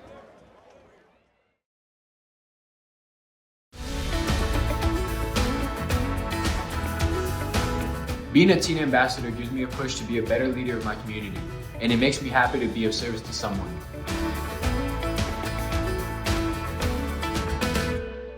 So since the loss to Steele, they beat Brandeis 42-6, Harlan 48-10, Taft 54-13. All 3 of those teams at one point or another during this season have been in our TNL top 10. And then tonight, putting up 41 so far against O'Connor. They are not messing around in District 29 6A, and these are good teams that they are just throttling. And as we take a look at the rest of their schedule, you know, Warren's been really explosive on offense, and Stevens has had a good season so far. And then they've got Holmes and Jay to end the regular campaign. But something tell me these guys have got their eye on the Steel Knights as well. They've been playing salty ever since that one. We've got an injured Brennan player back at the 28-yard line, and he's talking to Gerald Green and not going to get up is Raphael Webb, the defensive lineman, the senior.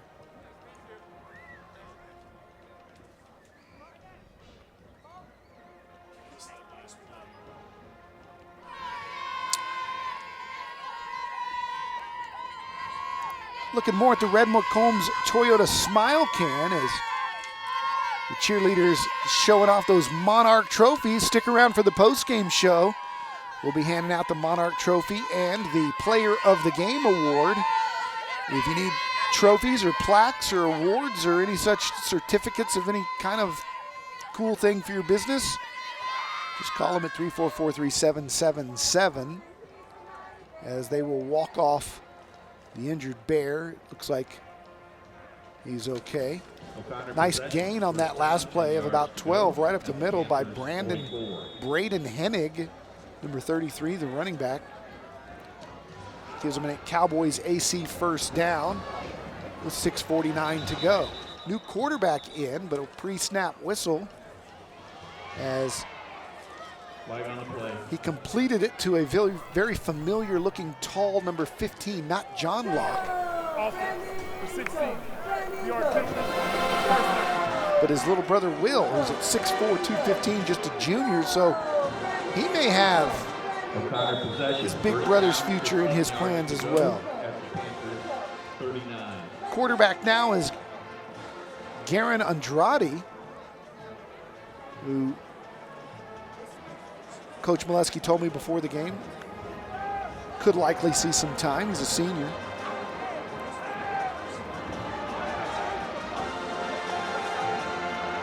Andrade back to pass. He's going deep. And he just goes way too long. He had Locke over the middle if he wanted him. Instead, it's incomplete. 6:22 to go here. It'll be second down at 15. And wholesale changes for both of these teams. As we look around the ballpark here with 6:22 left to go in the fourth quarter.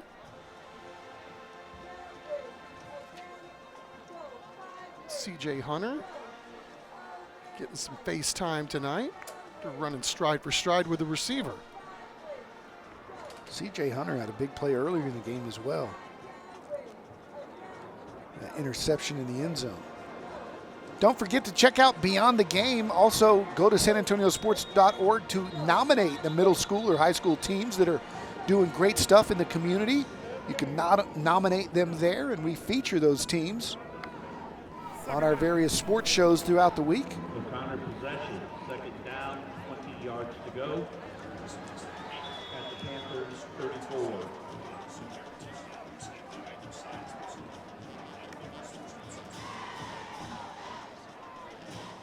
Go down to the sidelines and Matt Roy. All right, guys, I think 41 is going to be the pull the starters time. We've got a lot of backups that are warming up down here, so I think Ashton DeBose and the boys are all done for the evening. That makes perfect sense with 5:45 to go.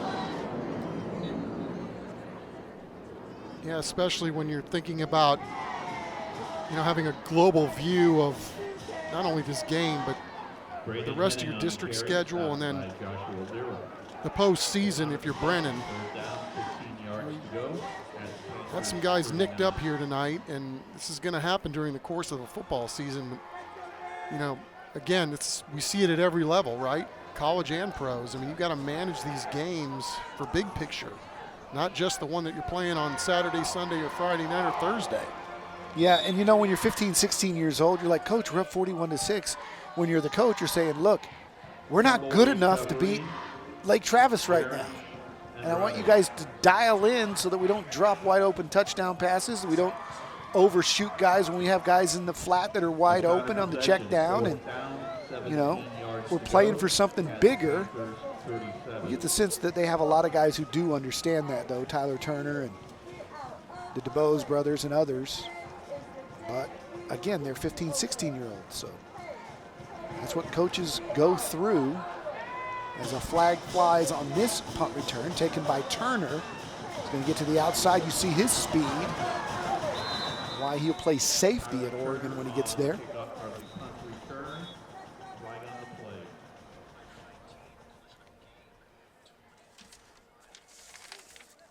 Time now for our our Bexar County Sheriff's Office collision of the game. And this was a pretty easy call early in the game when Dion Tovar came up with the big hit, and Barry tackle just taking the running back off his feet. He was fired up about it, and that is our Bexar County Sheriff's Office collision of the game. Yeah, Keelan Elder was the guy that stole the show a couple of weeks ago for the Brennan Bears at cornerback. Tonight, it's the other cornerback, the junior Dion Tovar, has a nice game. MJ Lara, the new quarterback for Brennan, and he fires on first down, completes it across the middle, and just like that, we got another gunslinger for the Bears. Yeah, MJ has yet to have an incompletion. So Lara quarterbacking both teams now. This is MJ, he's the senior.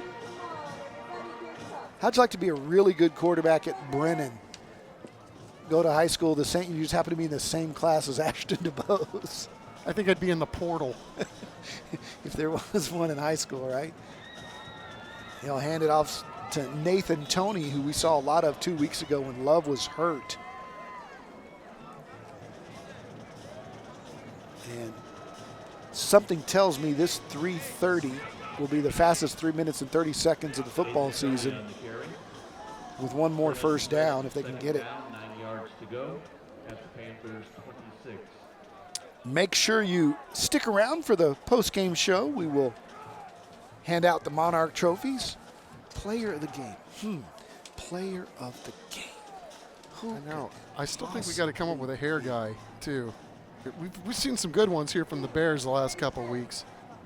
Yeah. Baser ain't bad either. Counts as a little forward pass as they flip it to Brandon Wells. He'll pick up a few, be second down in about 5. Brandon Wells on the carry. Stopped by Gabe Solis. Brennan possession, third down, 5 yards to go at the Panthers 22.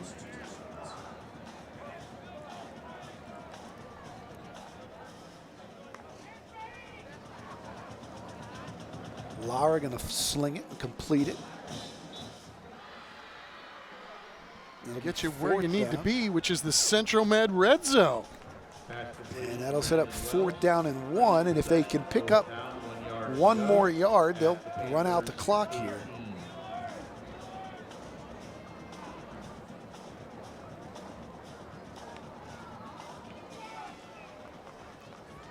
You don't want to look like you're running up the score. At the same time, you have a great chance to run it out. Something tells me a Nathan Toney handoff right up the middle.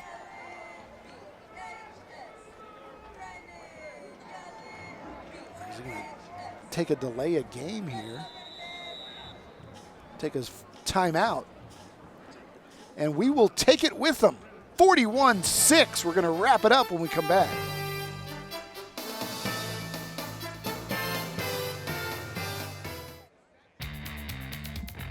It is time for our Atlas Floors Carpet One play of the night.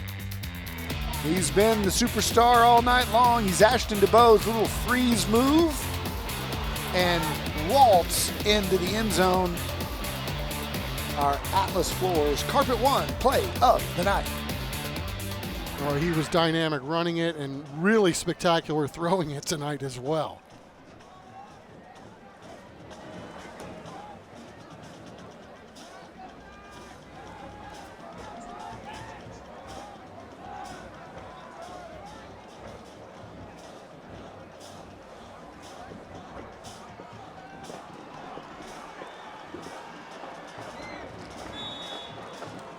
So here's your 4th down conversion as Lara will try to run out the clock. They hand it up the middle.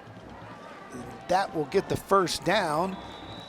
Our Cowboys AC first down, and that will do it. We'll have 3 victory formations for the Brennan Bears, and they will call another 41-point night.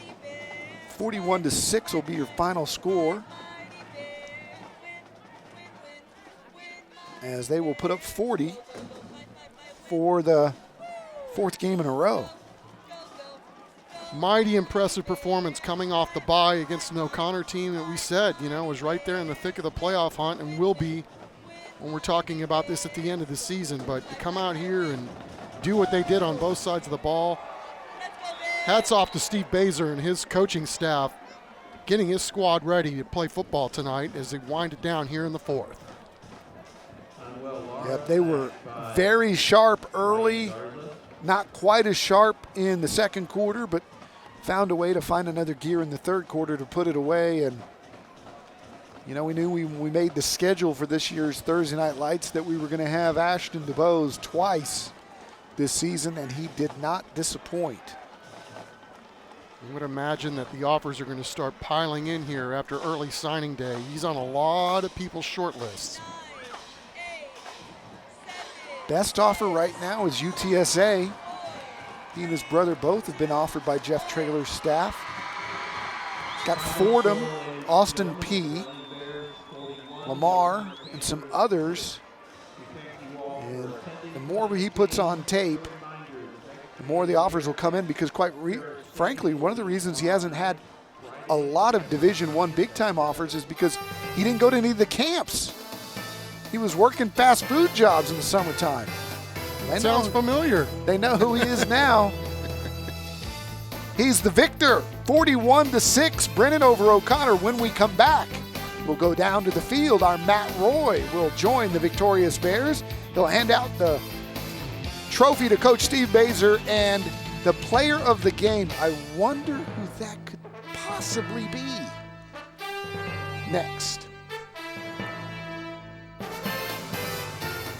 Tonight's broadcast of Thursday Night Lights is sponsored by Taco Cabana, the Gomez Law Firm, Vulcan Materials Company, Centro Med, Red McCombs Toyota, Texas Med Clinic, Align Mortgage, Cowboys AC, the Children's Hospital of San Antonio, San Antonio Metropolitan Health District, San Antonio Sports, Valero, Rhino Roofers, Atlas Floors Carpet One, Air and Plumbing Today, Solve HR, the Bexar County Sheriff's Office, Beluga Air, Christus Santa Rosa Sports Medicine, and Monarch Trophy Studio.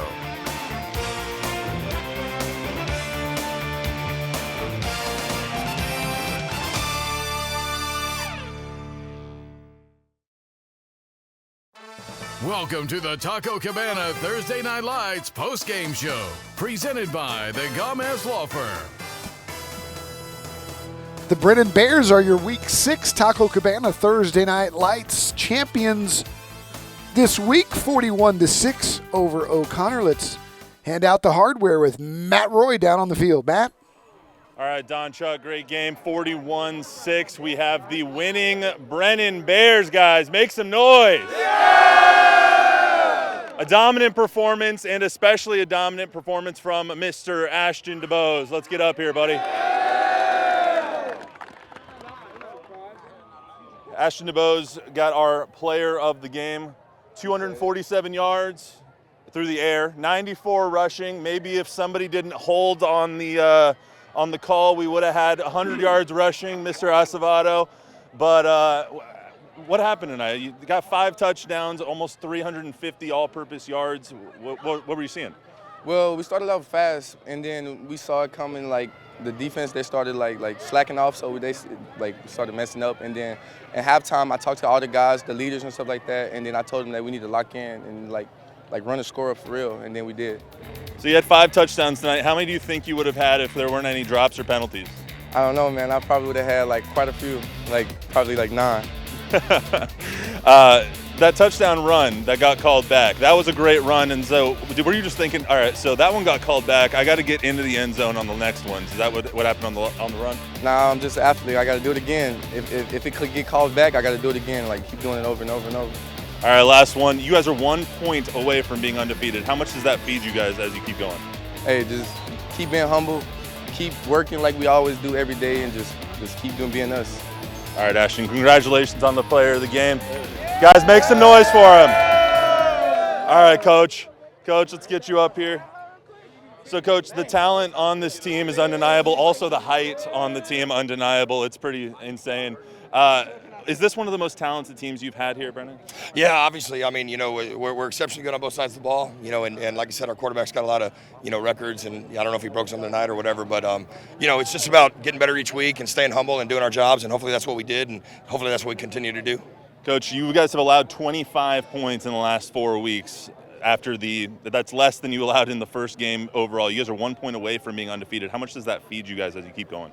Well, it's huge. I mean, at the end of the day, we learned a lot from that first game, and I wish we would have scored 2 more points, but it is what it is, and we got to learn from it, and we got to bounce back, and we have. And at the end of the day, we come out to try to play our best game at the highest level possible, and we're still striving to do that, but we're playing pretty good right now. We just want to keep it rolling. Coach, honestly, how worried were you about not forgetting your wardrobe today like you did 2 weeks ago? Yeah, I made sure. I just showed up in my pants today, so can't forget them when you wear them, right? All right, Coach, you guys got a big game against Warren next week. What are you looking for, and what's the message this week? Well, I mean, Warren, they were a top 10, in the city, and they're still in the top 10 in the city, so it's a top 10 game again. I think this is our maybe all of them except this one is a top 10 game. So, again, great opponent. Got to get ready for them, and hopefully we'll come out and do everything we just mentioned. All right, Coach, great game. Right, Brennan Bears, the winners of our Thursday Night Lights trophy. Let's go, guys.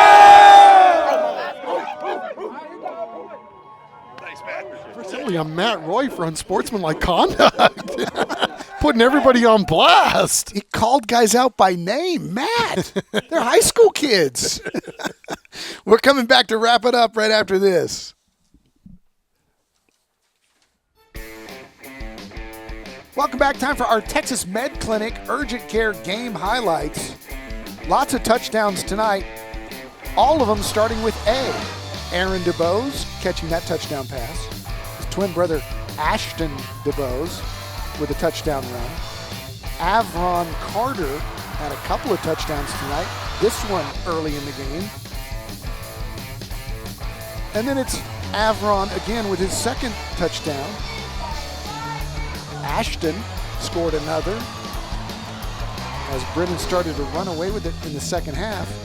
And Aiden Lara of O'Connor punching it in to get the Panthers on the board.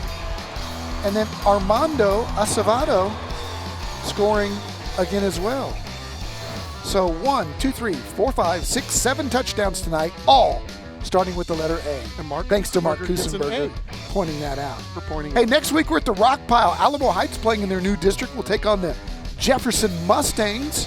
So join us for that one. Speaking of Mark Kusenberger, doing a great job as always on stats. Chuck McIntyre up here doing color commentary. Matt Roy calling out high school kids on live television down on the field. And Chris Kotfris, our producer extraordinaire. Dean Radla's the executive producer. For Brian Watts, all of his crew with all the great camera work. And Oscar and Javier running the SAT truck, making it all possible. We will see you next week from the Rock Pile Alamo Stadium for Week 7 of Taco Cabana Thursday Night Lights.